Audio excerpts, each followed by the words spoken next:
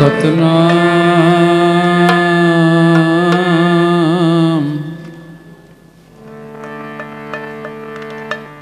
श्री वाहेगुरु।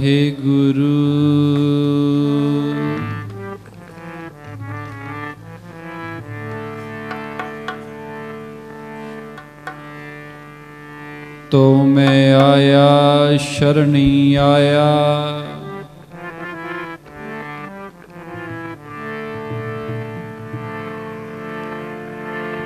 परोसे आया, कृपा आया।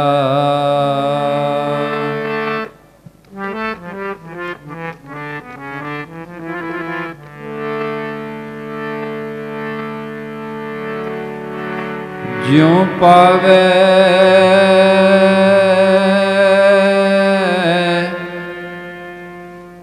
त्यों राखो स्वामी,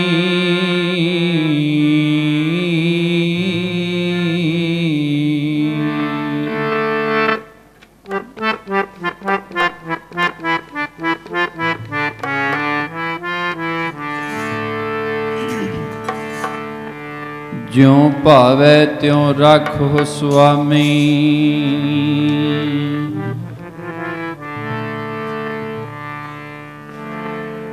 मार्ग गुर है पठाया,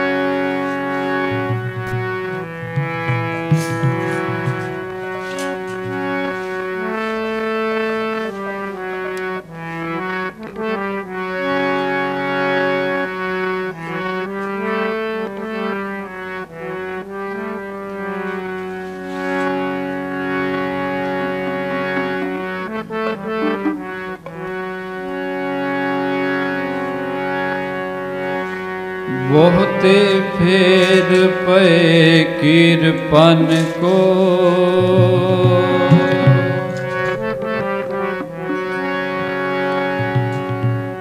बहुते फेर पे कृपन को।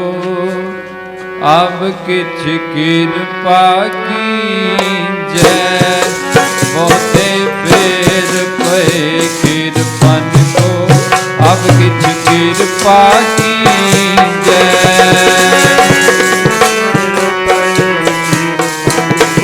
अब किछ कृपा की जय।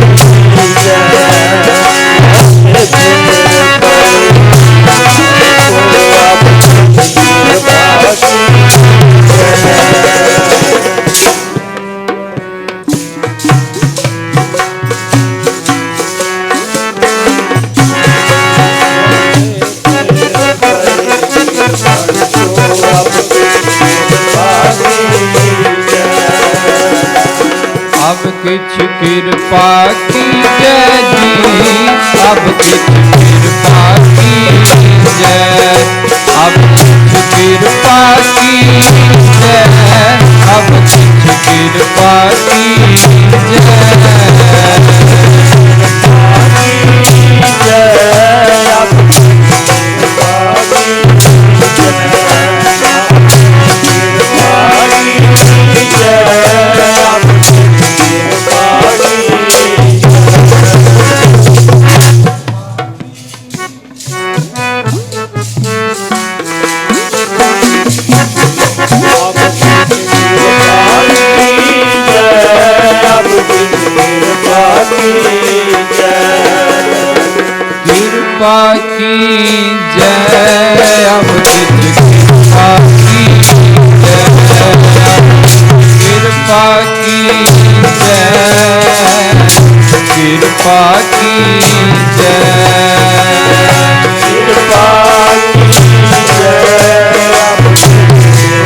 की जय।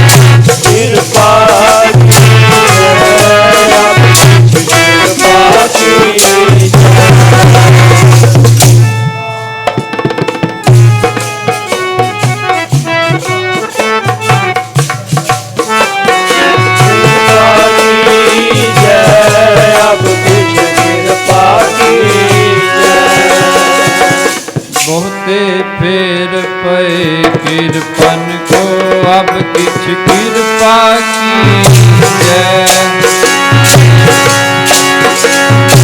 फेर पए कृपन को अब किछ कृपा कीजै अब किछ कृपा कीजै फेर पए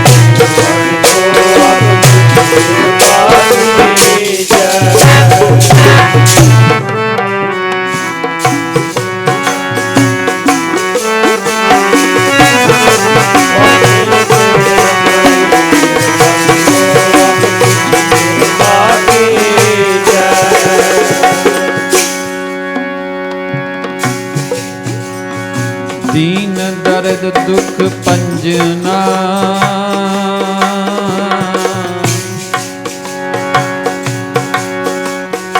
कट कट नाथ अनाथ कट कट नाथ अनाथ शरण तुम्हारी आयो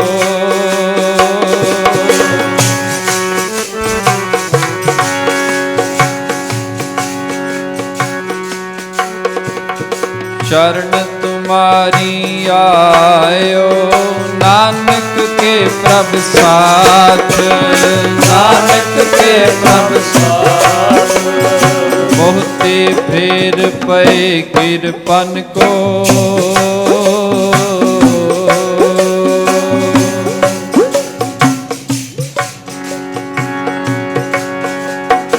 अब किछ कृपा कीजै अब किछ कृपा कीजै हो दयाल दर्शन देहो अपना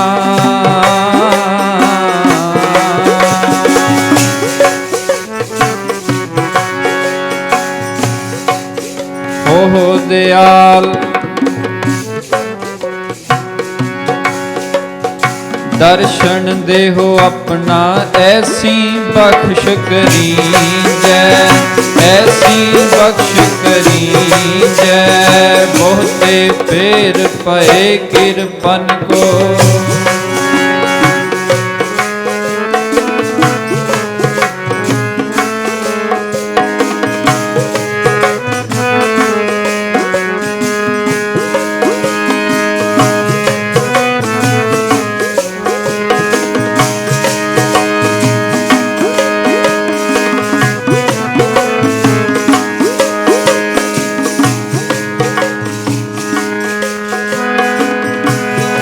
अपनी भगती ते लाले सच्चे पातशाह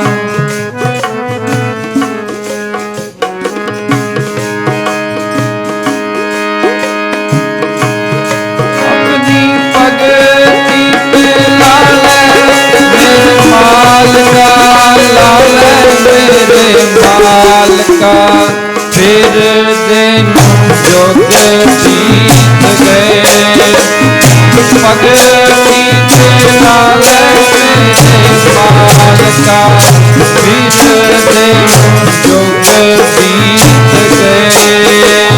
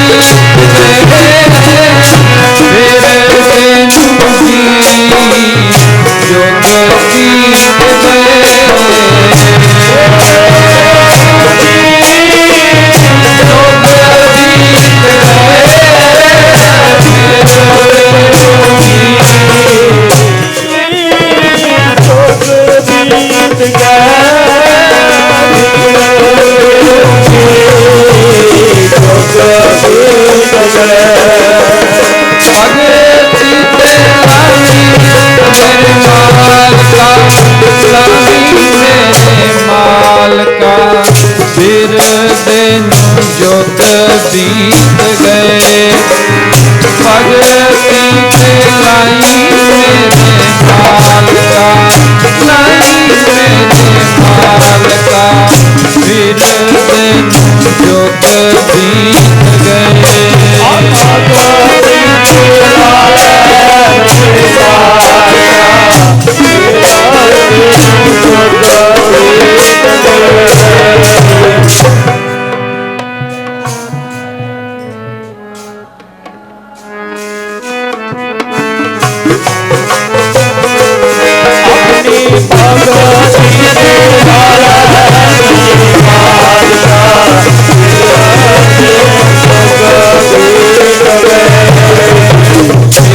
फिरत प्रभ आया, भरिया तो शरणाई।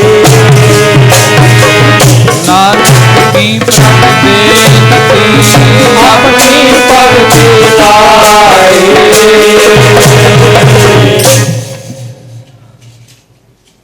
परम सन्मानयोग जुगो जुग अटल साहिब सतगुरु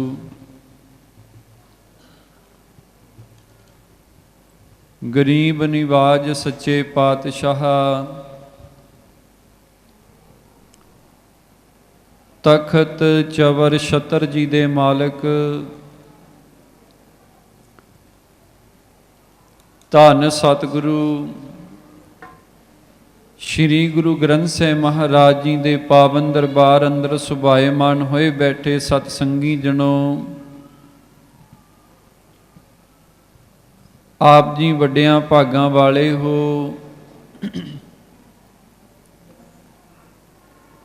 दूरों नेड़ियों चल के काफ़ी समय तो सतगुरु जी दे पवित्र दरबार दी हाज़री भर रहे हो। सब संगतां रसना पवित्र करो। कलगीधर पातशाह जी दी बख्शी हुई फतेह बुलाओ। एक बारी सारे गज के आखो जी, वाहिगुरु जी का खालसा, वाहिगुरु जी की फतेह। साध संगत जी, सच्चे पातशाह जी ने किरपा करके सानू सारियां नू सत संग करन दा ये वेला बख्शिश कीता है। उन्हां संगतां दे चरनां विच सत्कार सहित बेनती है, जिन्हां दे नाल बच्चे आए ने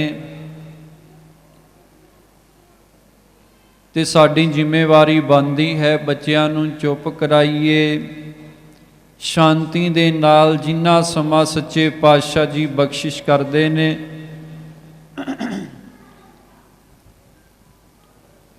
इस समय नू सफल बनाइए।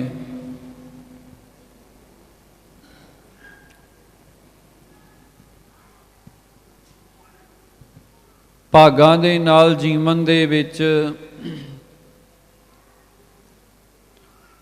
सत्संग करन दा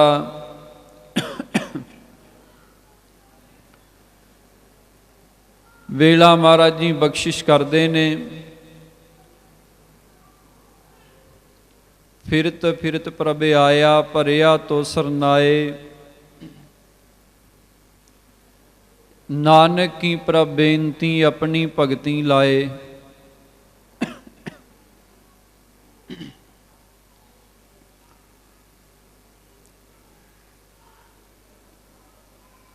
असीं पता नहीं किन्ने कू जन्मां तो सफर दे विच हाँ। गुरबाणी कहती है केवल शरीर बदलता है, अंदर वाली जिहड़ी आत्मा जिन्हों आपां रूह कहने आ, ਉਹ केवल शरीर बदलती है। कदे किसे जन्म दे विच, कदी किसे जून दे विच।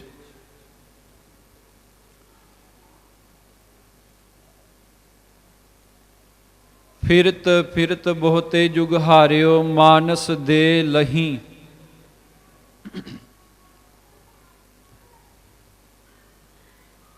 ਮਹਾਰਾਜ ਜੀ ਕਹਿੰਦੇ ਭਾਈ ਫਿਰਦਿਆਂ ਨੂੰ ਜੁਗਾਂ ਦੇ ਯੁੱਗ ਬੀਤ ਗਏ।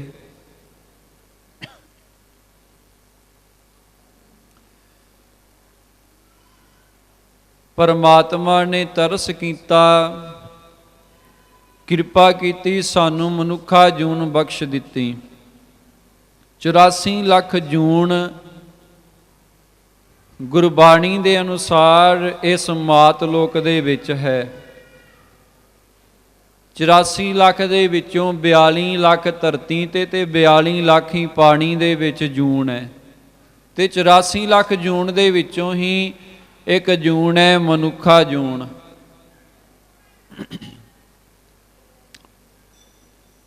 ਚਾਰ ਖਾਣੀਆਂ ਨੇ ਜਿਨ੍ਹਾਂ ਦੇ ਰਾਹੀਂ ਜੂਨਾਂ ਦਾ ਜਨਮ ਹੁੰਦਾ ਹੈ, ਅੰਡਜ, ਜੇਰਜ, ਸੇਤਜ ਤੇ ਉਤਪਜ। ਅੰਡਜ ਤੋਂ ਭਾਵ ਆਂਡਿਆਂ ਤੋਂ, ਜੇਰਜ ਤੋਂ ਭਾਵ ਜਿਹੜੇ ਜੇਰ ਵਾਲੇ ਪ੍ਰਾਣੀ ਜਿਨ੍ਹਾਂ ਦੇ ਵਿੱਚ ਆਪਾਂ ਵੀ ਆਉਂਦੇ ਹਾਂ, ਉਤਪਜ ਜਿਹੜੇ ਜ਼ਮੀਨ ਦੇ ਵਿੱਚੋਂ ਪੈਦਾ ਹੁੰਦੇ ਨੇ ਜਿਵੇਂ ਵਨਸਪਤੀ ਹੈ, ਤੇ ਸੇਤਜ ਜਿਹੜੇ ਪਸੀਨੇ ਤੋਂ ਪੈਦਾ ਹੋਣ ਵਾਲੇ ਜੀਵ ਹੁੰਦੇ ਨੇ।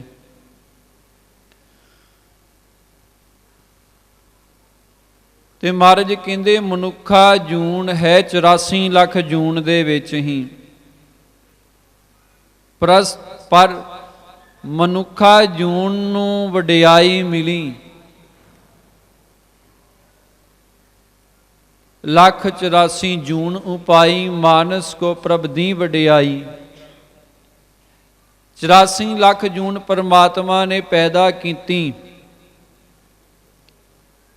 ਤੇ ਮਨੁੱਖਾ ਜੂਨ ਨੂੰ ਵਡਿਆਈ ਦਿੱਤੀ ਹੈ,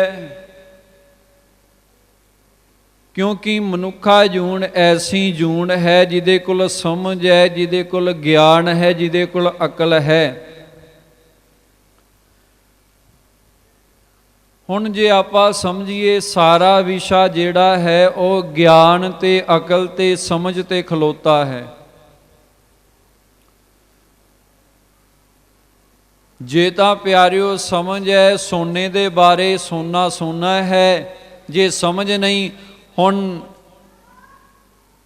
ਘਰਾਂ ਦੇ ਵਿੱਚ ਆਪਾਂ ਪਸ਼ੂ ਰੱਖੇ ਨੇ, ਹੁਣ ਉਹਨਾਂ ਪਸ਼ੂਆਂ ਦੇ ਅੱਗੇ ਪੱਠਿਆਂ ਦੇ ਵਿੱਚ ਰਲਾ ਕੇ ਆਪਾਂ ਸੋਨਾ ਰੱਖ ਦਈਏ, ਪਰ ਪਸ਼ੂਆਂ ਨੂੰ, ਡੰਗਰਾਂ ਨੂੰ ਸੋਨੇ ਦਾ ਕੀ ਭਾਅ ਹੈ, ਕਿਉਂਕਿ ਉਹਨਾਂ ਨੂੰ ਸਮਝ ਨਹੀਂ। ਪਾਤਸ਼ਾਹ ਜੀ ਦੇ ਆਪਾਂ ਬਚਨ ਪੜ੍ਹਦੇ ਹਾਂ, ਚੋਨੇ ਸੋਨਾ ਪਾਈਏ, ਚੁਣ ਚੁਣ ਖਾਵੇ ਘਾਸ। ਕਹਿੰਦੇ ਜੇ ਡੰਗਰਾਂ ਨੂੰ, ਪਸ਼ੂਆਂ ਨੂੰ ਪੱਠਿਆਂ ਦੇ ਵਿੱਚ, ਕੱਖਾਂ ਦੇ ਵਿੱਚ ਰਲਾ ਕੇ ਸੋਨਾ ਖੁਰਲੀ ਦੇ ਵਿੱਚ ਪਾ ਦਈਏ, ਪਰ ਡੰਗਰ ਨੇ ਘਾਹ ਹੀ ਖਾਣਾ, ਪੱਠੇ ਹੀ ਖਾਣੇ ਨੇ, ਕਿਉਂਕਿ ਸਮਝ ਨਹੀਂ। ਮਨੁੱਖਾ ਜੂਨ ਨੂੰ ਤਾਂ ਵਡਿਆਈ ਪਰਮਾਤਮਾ ਨੇ ਦਿੱਤੀ। ਪਰਮਾਤਮਾ ਵੱਲੋਂ ਹੀ ਪਿਆਰਿਓ ਮਨੁੱਖ ਦੇ ਕੋਲ ਐਸੀ ਸ਼ਕਤੀ ਹੈ, ਇੱਕ ਸਮਝ ਹੈ, ਗਿਆਨ ਹੈ, ਅਕਲ ਹੈ।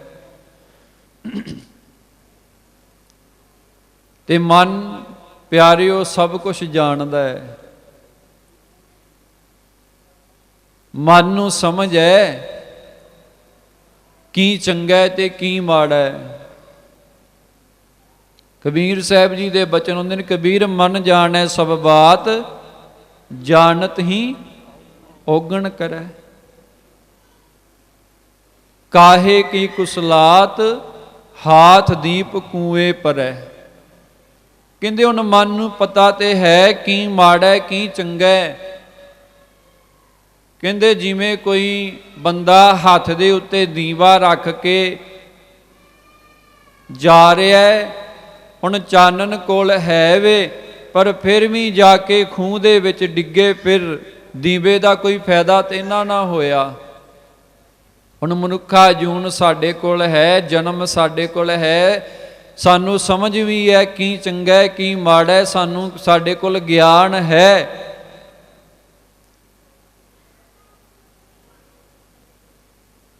ਹੁਣ ਵੇਖੋ ਪਿਆਰਿਓ, ਜੇ ਕੋਈ ਘਰ ਦੇ ਵਿੱਚ ਦੀਵਾ ਬਾਲੇ, ਕਾਦੇ ਵਾਸਤੇ ਬਾਲੀਦਾ ਹੈ? ਰਾਤ ਨੂੰ ਆਪਾਂ ਬਲਬ ਜਗਾਉਂਦੇ ਆ, ਲਾਈਟ ਜਗਾਉਂਦੇ ਆ, ਕਾਦੇ ਵਾਸਤੇ? ਕਿ ਘਰ ਦੇ ਵਿੱਚ ਚਾਨਣ ਹੋ ਜੇ। ਪੁਰਾਣੇ ਸਮਿਆਂ ਦੇ ਵਿੱਚ ਦੀਵੇ ਜਗਾਏ ਜਾਂਦੇ ਸਨ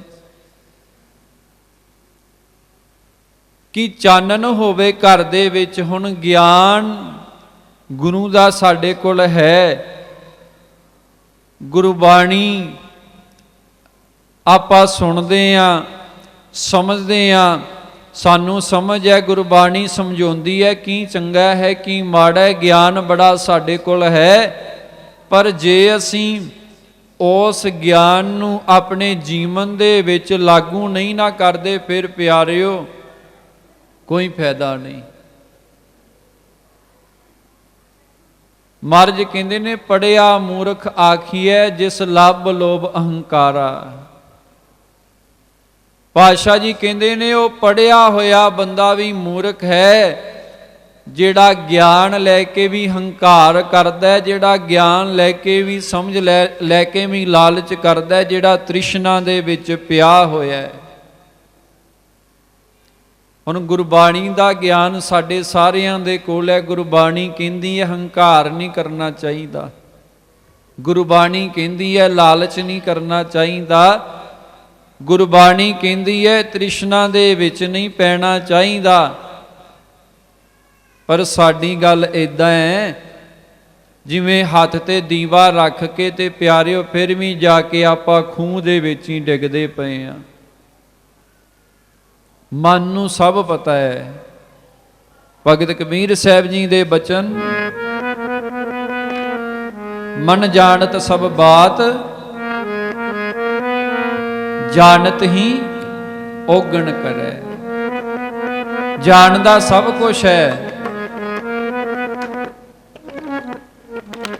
ਕਿ ਕੀ ਚੰਗਾ ਹੈ ਕੀ ਮਾੜਾ ਹੈ।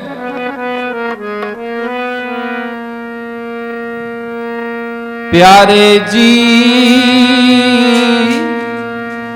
ਜਾਣ ਜਾਣ ਔਗਣ ਕਰੇ, ਮੇਰੇ ਪਿਆਰੇ ਜਾਣ ਜਾਣ ਔਗਣ ਕਰੇ। ਜਾਣ ਜਾਣ ਔਗਣ ਕਰੇ, ਮੇਰੇ ਪਿਆਰੇ ਜਾਣ ਜਾਣ ਔਗਣ ਕਰੇ।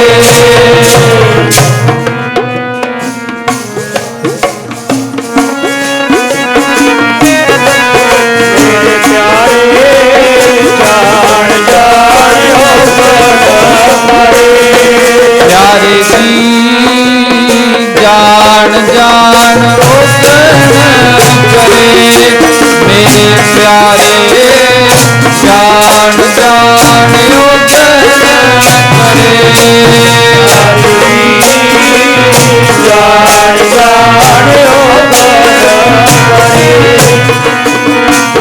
ਕਰੇ, ਮੇਰੇ ਪਿਆਰੇ ਜਾਣ ਜਾਣ ਔਗਣ ਕਰੇ। ਮਨ ਦੇ ਸਾਰੀਆਂ ਗੱਲਾਂ ਜਾਣੇ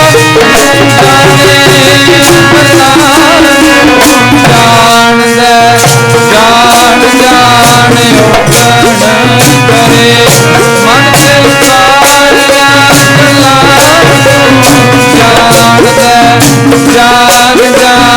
ਔਗਣ ਕਰੇ। ਮਨ ਦੇ ਸਾਰੀਆਂ ਗੱਲਾਂ ਜਾਣਦਾ, ਜਾਣ ਜਾਣ ਔਗਣ ਕਰੇ। ਜਾਣ ਜਾਣ ਔਗਣ ਕਰੇ।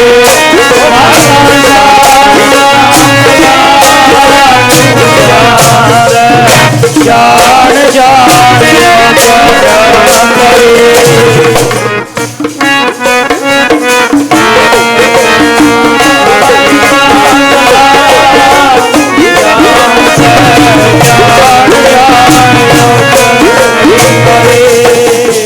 ਮਹਾਰਾਜ ਕਹਿੰਦੇ ਹੈ ਗਿਆਨ ਹੈ ਕੀ ਚੰਗਾ ਹੈ ਕੀ ਮਾੜਾ ਹੈ। ਪਰ ਫਿਰ ਵੀ ਆਪਾਂ ਜੇ ਜਾਣਦਿਆਂ ਹੋਇਆਂ ਵੀ ਹੰਕਾਰ ਕਰਦੇ ਆਂ, ਲਾਲਚ ਕਰਦੇ ਆਂ, ਤ੍ਰਿਸ਼ਨਾ ਦੇ ਵਿੱਚ ਪੈਨੇ ਆ, ਫਿਰ ਪਿਆਰਿਓ ਇਸ ਗਿਆਨ ਦਾ ਕੋਈ ਫਾਇਦਾ ਨਹੀਂ। ਜਿਵੇਂ ਘਰ ਦੇ ਵਿੱਚ ਕੋਈ ਦੀਵਾ ਬਾਲੇ ਤੇ ਸਾਰਾ ਘਰ ਹੀ ਸਾੜ ਦੇ। ਜੇ ਗਿਆਨ ਲੈ ਕੇ ਆਪਣੇ ਜੀਵਨ ਨੂੰ ਆਪਾਂ ਰੱਬ ਵਾਲੇ ਪਾਸੇ ਨਹੀਂ ਤੋਰਿਆ, ਹੰਕਾਰ ਵਾਲੇ ਪਾਸੇ ਤੁਰ ਪਏ, ਚਾਰ ਵੇਦ ਕੰਠ ਸਨ ਰਾਵਣ ਨੂੰ, ਚਾਰ ਵੇਦ ਕੰਠ ਸਨ, ਤੇ ਪਦਵੀ ਕੀ ਮਿਲੀ? ਮੂਰਖ ਰਾਵਣ ਕਿਆ ਲੈ ਗਿਆ। ਗਿਆਨ ਨੂੰ ਪਾਉਣਾ ਇੱਕ ਵੱਖਰੀ ਗੱਲ ਹੈ, ਪਰ ਗਿਆਨ ਨੂੰ ਆਪਣੇ ਜੀਵਨ ਦੇ ਵਿੱਚ ਲਾਗੂ ਕਰਨਾ, ਕਮਾਉਣਾ, ਇਹ ਵੱਖਰਾ ਵਿਸ਼ਾ ਹੈ। ਜਿਵੇਂ ਸਮਝਿਓ ਧਾਰਮਿਕ ਕਹਾਉਣਾ ਬੜਾ ਸੁੱਖ ਹੈ, ਪਰ ਧਾਰਮਿਕ ਹੋਣਾ ਇਹ ਬੜਾ ਔਖਾ ਹੈ।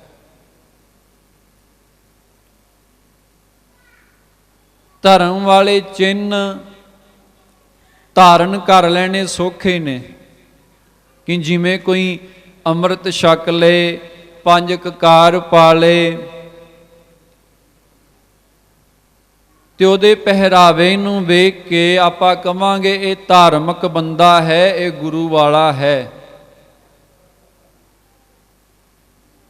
ਗੁਰੂ ਵਾਲਾ ਬਣਨਾ ਸੁੱਖ ਹੈ, ਪਰ ਗੁਰੂ ਵਾਲਾ ਹੋਣਾ ਬੜਾ ਔਖਾ ਹੈ। ਦੋਵਾਂ ਚੀਜ਼ਾਂ ਦੇ ਵਿੱਚ ਫਰਕ ਹੈ।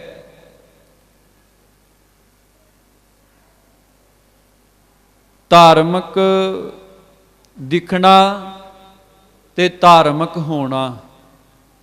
ਧਾਰਮਿਕ ਦਿਖਣਾ ਸੁੱਖ ਹੈ, ਪਰ ਧਾਰਮਿਕ ਹੋ ਜਾਣਾ ਇਹਦੇ ਵਾਸਤੇ ਜ਼ਿੰਦਗੀ ਲੰਘ ਜਾਂਦੀ ਹੈ, ਜਨਮ ਵੀ ਲੱਗ ਸਕਦੇ ਨੇ। ਧੰਨ ਗੁਰੂ ਨਾਨਕ ਦੇਵ ਮਹਾਰਾਜ ਸੱਚੇ ਪਾਤਸ਼ਾਹ ਜੀ ਜਾਂ ਧੰਨ ਗੁਰੂ ਗ੍ਰੰਥ ਸਾਹਿਬ ਮਹਾਰਾਜ ਜੀ ਦੀ ਜਿੰਨੀ ਵੀ ਬਾਣੀ ਹੈ ਉਹ ਮਨ ਦੇ ਪ੍ਰਥਾਏ ਗੱਲ ਕਰਦੀ ਹੈ। ਸਾਡੇ ਬਾਹਰਲੇ ਪਹਿਰਾਵੇ ਨੂੰ ਤਵੱਜੋ ਨਹੀਂ ਦਿੱਤੀ ਗੁਰਬਾਣੀ ਦੇ ਵਿੱਚ, ਮਨ ਨੂੰ ਸਵਾਰਨ ਦੀ ਗੱਲ ਮਹਾਰਾਜ ਜੀ ਨੇ ਬਾਣੀ ਦੇ ਵਿੱਚ ਕੀਤੀ ਹੈ। ਬੇਨਤੀ ਹੈ ਜਿਨ੍ਹਾਂ ਬੀਬੀਆਂ ਦੇ ਨਾਲ ਬੱਚੇ ਆਏ ਨੇ, ਫਿਰ ਦੁਬਾਰਾ ਬੇਨਤੀ ਹੈ ਭਾਈ ਬੱਚਿਆਂ ਨੂੰ ਚੁੱਪ ਕਰਾਓ।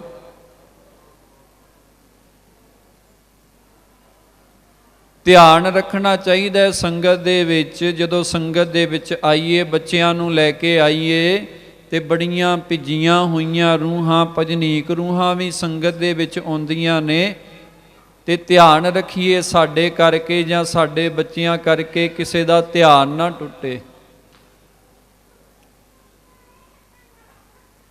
ਇੱਕ ਦੋ ਸੇਵਾਦਾਰਾਂ ਨੂੰ ਵੀ ਬੇਨਤੀ ਹੈ ਕਿ ਉਹ ਬੱਚਿਆਂ ਨੂੰ ਚੁੱਪ ਕਰਾਉਣ ਦੀ ਕਿਰਪਾਲਤਾ ਕਰਨ।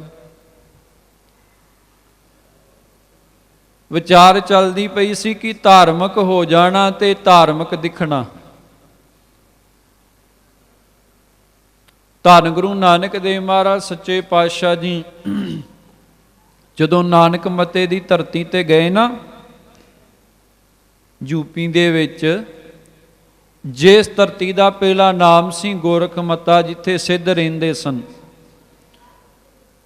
ਜਦੋਂ ਮਹਾਰਾਜ ਜੀ ਜਾਂਦੇ ਨੇ, ਉੱਥੇ ਰਹਿਣ ਵਾਲੇ ਜਿੰਨੇ ਵੀ ਸਿੱਧ ਸਨ, ਕਿਉਂਕਿ ਪਹਿਲਾਂ ਵੀ ਗੋਸ਼ਟ ਹੋਈ ਸੁਮੇਰ ਪਰਬਤ ਤੇ ਸਿੱਧਾਂ ਦੀ, ਧੰਨ ਗੁਰੂ ਨਾਨਕ ਦੇਵ ਮਹਾਰਾਜ ਜੀ ਦੇ ਨਾਲ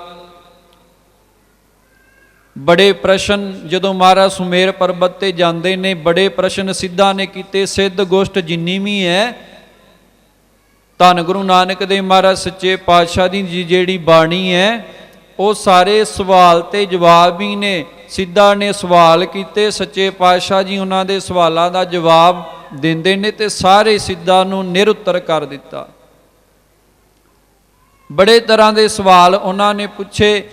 ਫਿਰ ਜਦੋਂ ਅਚਲ ਬਟਾਲੇ ਮਹਾਰਾਜ ਜੀ ਜਾਂਦੇ ਨੇ, ਉੱਥੇ ਵੀ ਸਿੱਧ ਮਿਲਦੇ ਨੇ, ਤੇ ਜਦੋਂ ਹੁਣ ਮਹਾਰਾਜ ਇੱਥੇ ਆਏ ਨੇ, ਜਿੱਥੇ ਅੱਜ ਅਸਥਾਨ ਹੈ ਗੁਰਦੁਆਰਾ ਸਾਹਿਬ ਨਾਨਕ ਮਤਾ, ਜਦੋਂ ਮਹਾਰਾਜ ਜੀ ਉੱਥੇ ਆਉਂਦੇ ਨੇ ਨਾ, ਸਿੱਧਾਂ ਦਾ ਜਿਹੜਾ ਮੇਨ ਉੱਥੇ ਜਿਹੜਾ ਵੱਡਾ ਮਹੰਤ ਸੀ ਲੋਹਾਰੀਪਾ, ਉਹਨੇ ਕੀ ਕੀਤਾ, ਇੱਕ ਗੁਲਾਬ ਦਾ ਫੁੱਲ ਸੱਚੇ ਪਾਤਸ਼ਾਹ ਜੀ ਨੂੰ ਭੇਟ ਕੀਤਾ, ਦਿੱਤਾ। ਭਾਈ ਮਰਦਾਨਾ ਕਹਿੰਦਾ, ਮਹਾਰਾਜ ਮੈਨੂੰ ਲੱਗਦਾ ਸਿੱਧ ਹੁਣ ਸਮਝ ਗਏ ਨੇ, ਹੁਣ ਸੁਧਰ ਗਏ ਨੇ। ਪਹਿਲਾਂ ਸੁਮੇਰ ਪਰਬਤ ਤੇ ਇਹਨਾਂ ਨੇ ਤੁਹਾਡੇ ਨਾਲ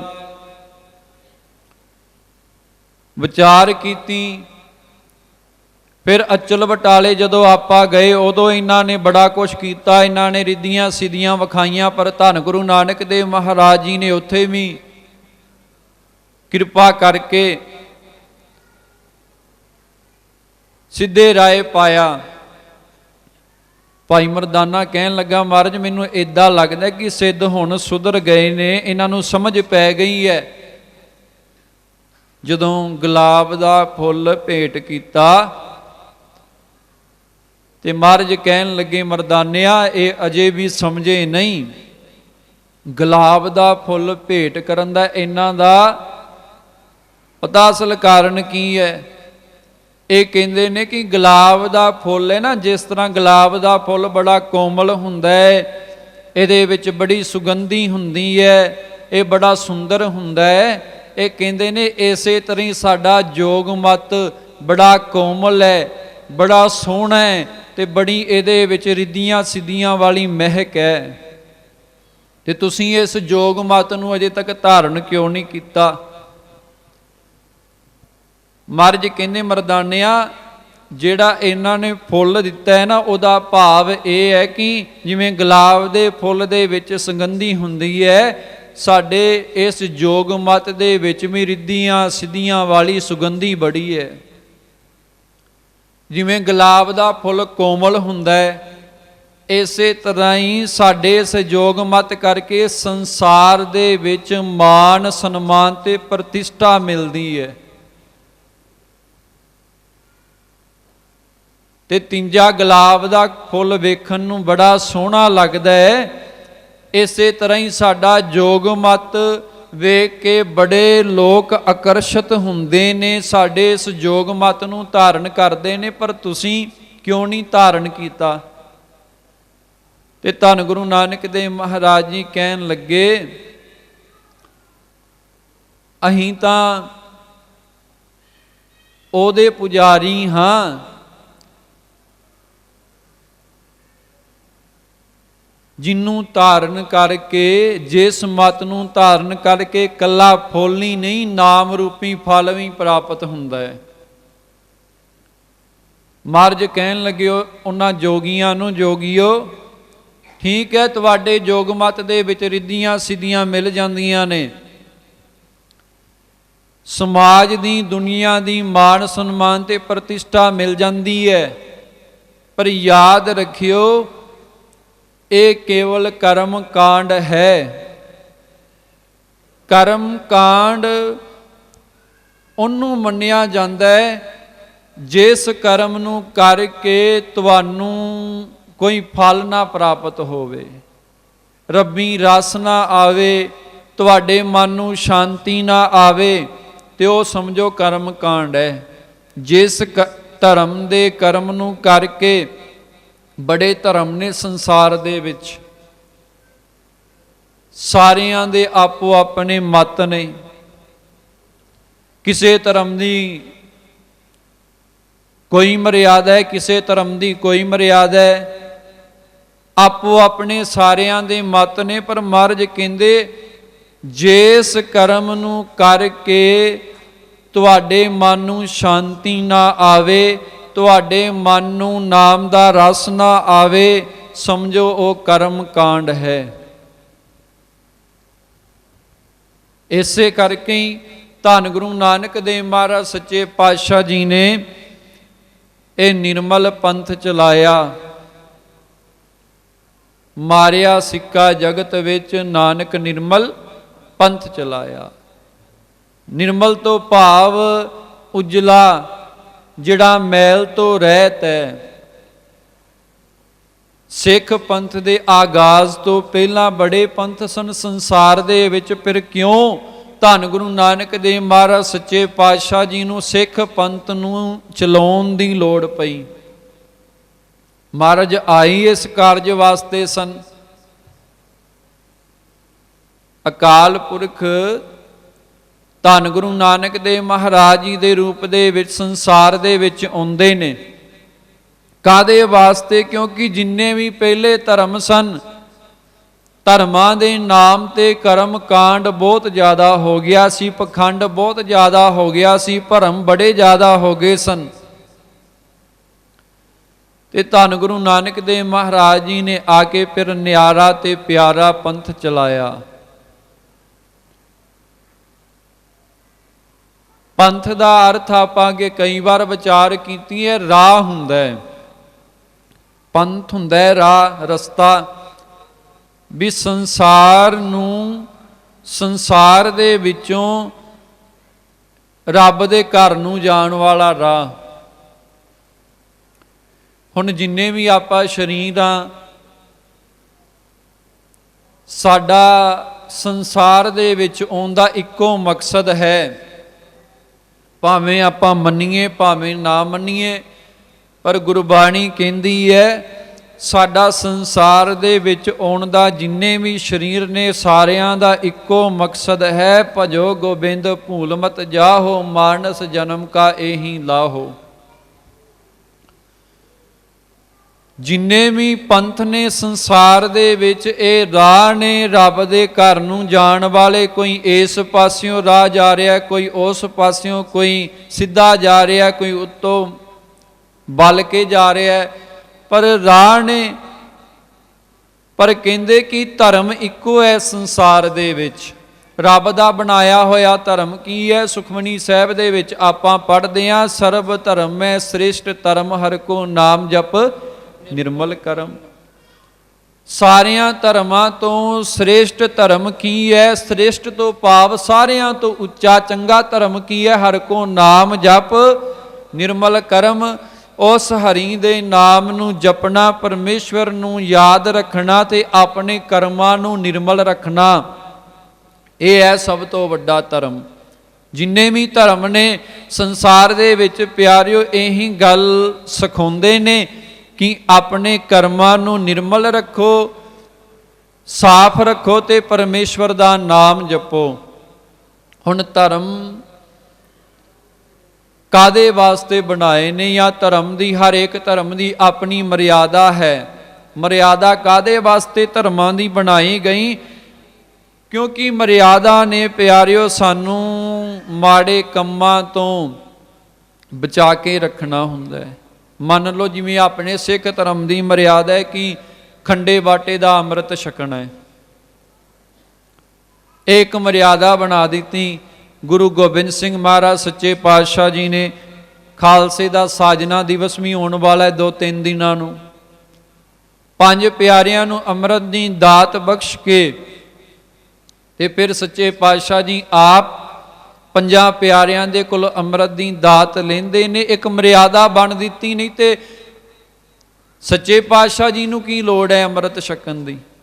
ਆਪ ਦਾਤੇ ਨੇ, ਅੰਮ੍ਰਿਤ ਦੇ ਦਾਤੇ ਹੋ ਕੇ 5 ਪਿਆਰਿਆਂ ਨੂੰ ਅੰਮ੍ਰਿਤ ਦੀ ਦਾਤ ਬਖਸ਼ ਕੇ ਫਿਰ 5 ਪਿਆਰਿਆਂ ਦੇ ਕੋਲ ਅੰਮ੍ਰਿਤ ਦੀ ਦਾਤ ਲਈ ਇੱਕ ਮਰਿਆਦਾ ਬਣ ਦਿੱਤੀ ਕਿ ਸਿੱਖ ਦੇ ਵਾਸਤੇ ਅੰਮ੍ਰਿਤ ਛਕਣਾ, ਸਿੰਘ ਸਜਣਾ, ਬਾਣੀ ਬਾਣੇ ਦੇ ਧਾਰਨੀ ਹੋਣਾ ਕਿੰਨਾ ਕੁ ਜ਼ਰੂਰੀ ਹੈ।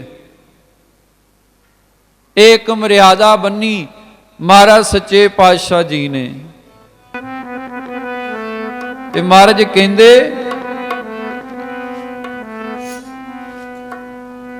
ਪੀਵੋ ਪੋਲ ਖੰਡ ਧਾਰ ਹੋਏ ਜਨਮ ਸੁਹੇਲਾ। ਮਹਾਰਾਜ ਕਹਿੰਦੇ ਖੰਡੇ ਦੀ ਧਾਰ ਵਾਲੀ ਪੋਲ ਛਕ ਕੇ, ਇਹ ਅੰਮ੍ਰਿਤ ਛਕ ਕੇ ਤੇਰਾ ਜਨਮ ਜਿਹੜਾ ਹੈ ਉਹ ਸੁਹੇਲਾ ਹੋ ਜਾਏਗਾ, ਸੌਖਾ ਹੋ ਜਾਏਗਾ।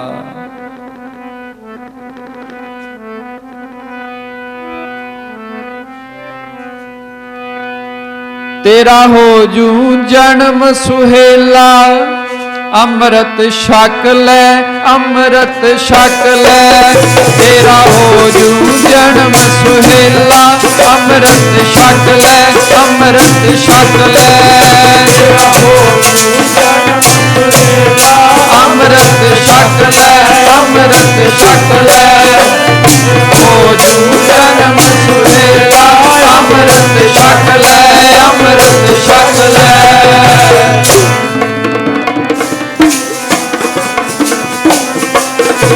ਹੋ ਜੂ ਜਨਮ ਸੁਹੇਲਾ ਹੋ ਜੂ ਜਨਮ ਸੁਹੇਲਾ ਤੇਰਾ ਹੋ ਜੂ ਜਨਮ ਸੁਹੇਲਾ ਤੇਰਾ ਹੋ ਜੂ ਜਨਮ ਸੁਹੇਲਾ ਤੇਰਾ ਹੋ ਜੂ ਜਨਮ ਸੁਹੇਲਾ ਤੇਰਾ ਹੋ ਜੂ ਜਨਮ ਸੁਹੇਲਾ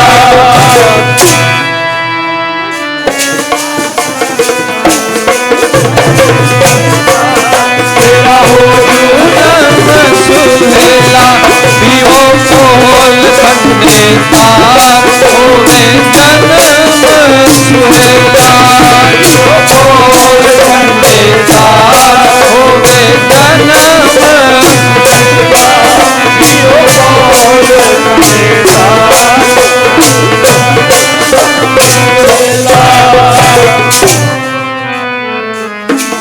ਹੋਵੇ ਜਨਮ ਸੁਹੇਲਾ ਪੀਓ ਕੋਲ ਖੰਡੇ ਤਾਰ।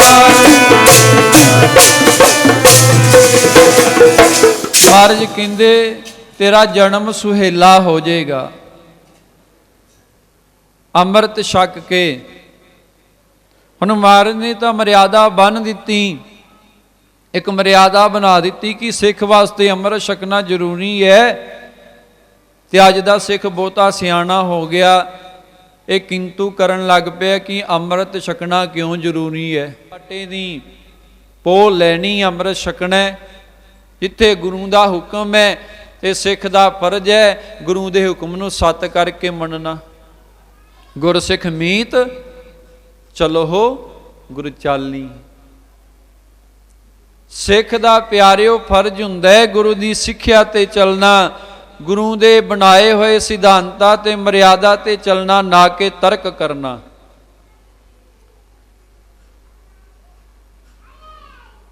ਹੁਣ ਅੰਮ੍ਰਿਤ ਛਕਣਾ ਕਿਉਂ ਜ਼ਰੂਰੀ, ਕਾਦੇ ਵਾਸਤੇ ਮਹਾਰਾਜ ਨੇ ਆਖਿਆ? ਕਿਉਂਕਿ ਪਿਆਰਿਓ ਧਰਮ ਦੀ ਜਿਹੜੀ ਮਰਿਆਦਾ ਹੈ ਨਾ, ਹਰੇਕ ਧਰਮ ਦੀ ਮਰਿਆਦਾ ਹੈ। ਕੁਝ ਸਿਧਾਂਤ ਨੇ, ਜਿਵੇਂ ਆਪਾਂ ਕਹਿੰਦੇ ਆ ਸਿੱਖ ਧਰਮ ਦੇ ਵਿੱਚ ਸਾਡੀ ਰਹਿਤ ਮਰਿਆਦਾ ਹੈ, ਇਸੇ ਤਰ੍ਹਾਂ ਮੁਸਲਮਾਨ ਧਰਮ ਦੇ ਜਿਹੜੇ ਵੀਰ ਨੇ ਉਹ ਕਹਿੰਦੇ ਨੇ ਸਾਡੀ ਸ਼ਰਾ। ਹਰੇਕ ਧਰਮ ਦੀ ਆਪੋ ਆਪਣੀ ਮਰਿਆਦਾ ਹੈ। ਕਿਉਂਕਿ ਪਿਆਰਿਓ ਮਰਿਆਦਾ ਦੇ ਵਿੱਚ ਜਿਹੜਾ ਜੀਵਨ ਚੱਲੇਗਾ ਉਹ ਕਿਸੇ ਨਾ ਕਿਸੇ ਮੰਜ਼ਿਲ ਤੇ ਪਹੁੰਚੇਗਾ। ਬੇਮਰਿਆਦਾ ਜੀਵਨ ਪਿਆਰਿਓ ਹਮੇਸ਼ਾ ਗਰਕ ਹੋ ਜਾਂਦਾ ਹੈ, ਖਤਮ ਹੋ ਜਾਂਦਾ ਹੈ। ਅੰਮ੍ਰਿਤ ਛਕੀਏ, ਅੰਮ੍ਰਿਤ ਛਕ ਕੇ ਮਹਾਰਾਜ ਨੇ ਇੱਕ ਮਰਿਆਦਾ ਸਾਨੂੰ ਦਿੱਤੀ, ਭਾਈ ਅੰਮ੍ਰਿਤ ਵੇਲੇ ਉੱਠਣਾ ਹੈ, 5 ਬਾਣੀਆਂ ਦਾ ਨਿਤਨੇਮ ਕਰਨਾ ਹੈ, ਸ਼ਾਮ ਨੂੰ ਰਹਿਰਾਸ ਸਾਹਿਬ ਜੀ ਦਾ ਪਾਠ ਕਰਨਾ ਹੈ, ਰਾਤ ਨੂੰ ਸੌਣ ਲੱਗਿਆ ਕੀਰਤਨ ਸੋਹਲੇ ਦਾ। ਨਾਲ ਰਹਿਤਾਂ ਵੀ ਦਸੀਆਂ ਕਿ ਕੇਸ ਨਹੀਂ ਕਟਾਉਣੇ, ਸ਼ਰਾਬ ਮਾਸ ਦਾ ਸੇਵਨ ਨਹੀਂ ਕਰਨਾ, ਤੰਬਾਕੂ ਦਾ ਸੇਵਨ ਨਹੀਂ ਕਰਨਾ, ਪਰਾਇਆ ਗਮਨ ਨਹੀਂ ਕਰਨਾ। ਆ ਕੁਰੈਤਾਂ ਨੇ, ਆ ਰਹਿਤਾਂ ਨੇ, ਰਹਿਤਾਂ ਦੇ ਵਿੱਚ ਪਰਪੱਕ ਰਹਿਣਾ, ਕੁਰੈਤਾਂ ਤੋਂ ਬਚ ਕੇ ਰਹਿਣਾ। ਇੱਕ ਮਰਿਆਦਾ ਦਿੱਤੀ ਤੇ ਮਰਿਆਦਾ ਪਿਆਰਿਓ ਜੀਵਨ ਦੇ ਵਿੱਚ ਬੜੀ ਜ਼ਰੂਰੀ ਹੈ। ਜਿਵੇਂ ਮੰਨ ਲਓ ਸਾਡੇ ਘਰਾਂ ਦੇ ਵਿੱਚ ਅੱਗ ਹੈ, ਅੱਗ ਜ਼ਰੂਰੀ ਹੈ ਸਾਡੇ ਵਾਸਤੇ, ਭੋਜਨ ਬਣਾਉਣ ਵਾਸਤੇ।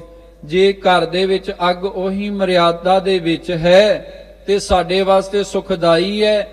ਜੇ ਕਿਤੇ ਉਹੀ ਅੱਗ ਬੇਮਰਿਆਦਾ ਹੋ ਜੇ ਤੇ ਸਾਰੇ ਘਰ ਨੂੰ ਸਾੜ ਕੇ ਰਾਖ ਕਰ ਦਿੰਦੀ ਹੈ। ਮਰਿਆਦਾ ਦੇ ਵਿੱਚ ਹੈ ਤੇ ਸਾਡੇ ਵਾਸਤੇ ਸੁਖਦਾਈ ਹੈ, ਬੇਮਰਿਆਦਾ ਹੋ ਜੇ ਤੇ ਉਹੀ ਚੀਜ਼ ਸਾਡੇ ਵਾਸਤੇ ਦੁਖਦਾਈ ਹੈ। ਜਿਵੇਂ ਪਾਣੀ ਮਰਿਆਦਾ ਦੇ ਵਿੱਚ ਹੈ, ਇਹ ਪਿਆਰਿਓ ਸਾਡੇ ਵਾਸਤੇ ਸਾਡਾ ਜੀਵਨ ਹੈ। ਜਦੋਂ ਬੇਮਰਿਆਦਾ ਹੋ ਜੇ, ਹੜ੍ਹ ਦਾ ਰੂਪ ਧਾਰਨ ਕਰਕੇ ਆ ਜੇ ਤੇ ਪਿਆਰਿਓ ਕਿੰਨਾ ਕੁਛ ਫਿਰ ਬਰਬਾਦ ਕਰ ਦਿੰਦਾ। ਜ਼ਿੰਦਗੀਆਂ ਬਰਬਾਦ ਹੋ ਜਾਂਦੀਆਂ ਨੇ, ਘਰਾਂ ਦੇ ਘਰ, ਸ਼ਹਿਰਾਂ ਦੇ ਸ਼ਹਿਰ ਬਰਬਾਦ ਹੋ ਜਾਂਦੇ ਨੇ ਜਦੋਂ ਹੜ੍ਹ ਆ ਜੇ। ਤੇ ਇਸੇ ਤਰ੍ਹਾਂ ਹੀ ਜਿਹੜਾ ਜੀਵਨ ਮਰਿਆਦਾ ਦੇ ਵਿੱਚ ਚੱਲਦਾ ਹੈ, ਜਿੰਨੀ ਵੀ ਸ੍ਰਿਸ਼ਟੀ ਹੈ ਨਾ ਪਿਆਰਿਓ, ਇਹ ਪਰਮਾਤਮਾ ਦੀ ਬਣਾਈ ਹੋਈ ਮਰਿਆਦਾ ਦੇ ਵਿੱਚ, ਹੁਕਮ ਦੇ ਵਿੱਚ ਚੱਲਦੀ ਹੈ। ਇੱਕ ਮਰਿਆਦਾ ਹੈ, ਵੇਖੋ ਸਮੇਂ ਸਿਰ ਸੂਰਜ ਜਿਹੜਾ ਚੜ੍ਹਦਾ, ਸਮੇਂ ਸਿਰ ਡੁੱਬਦਾ, ਦਿਨ ਹੁੰਦਾ, ਰਾਤ ਹੁੰਦੀ ਹੈ। ਜਿੰਨੀ ਵੀ ਸ੍ਰਿਸ਼ਟੀ ਆਪਾਂ ਵੇਖਾਂਗੇ ਸਾਰੀ ਇੱਕ ਮਰਿਆਦਾ ਦੇ ਵਿੱਚ ਚੱਲਦੀ ਪਈ ਹੈ। ਇਸੇ ਤਰ੍ਹਾਂ ਹੀ ਪਿਆਰਿਓ ਜੀਵਨ ਦੇ ਵਿੱਚ ਵੀ ਮਰਿਆਦਾ ਦੀ ਬੜੀ ਲੋੜ ਹੈ।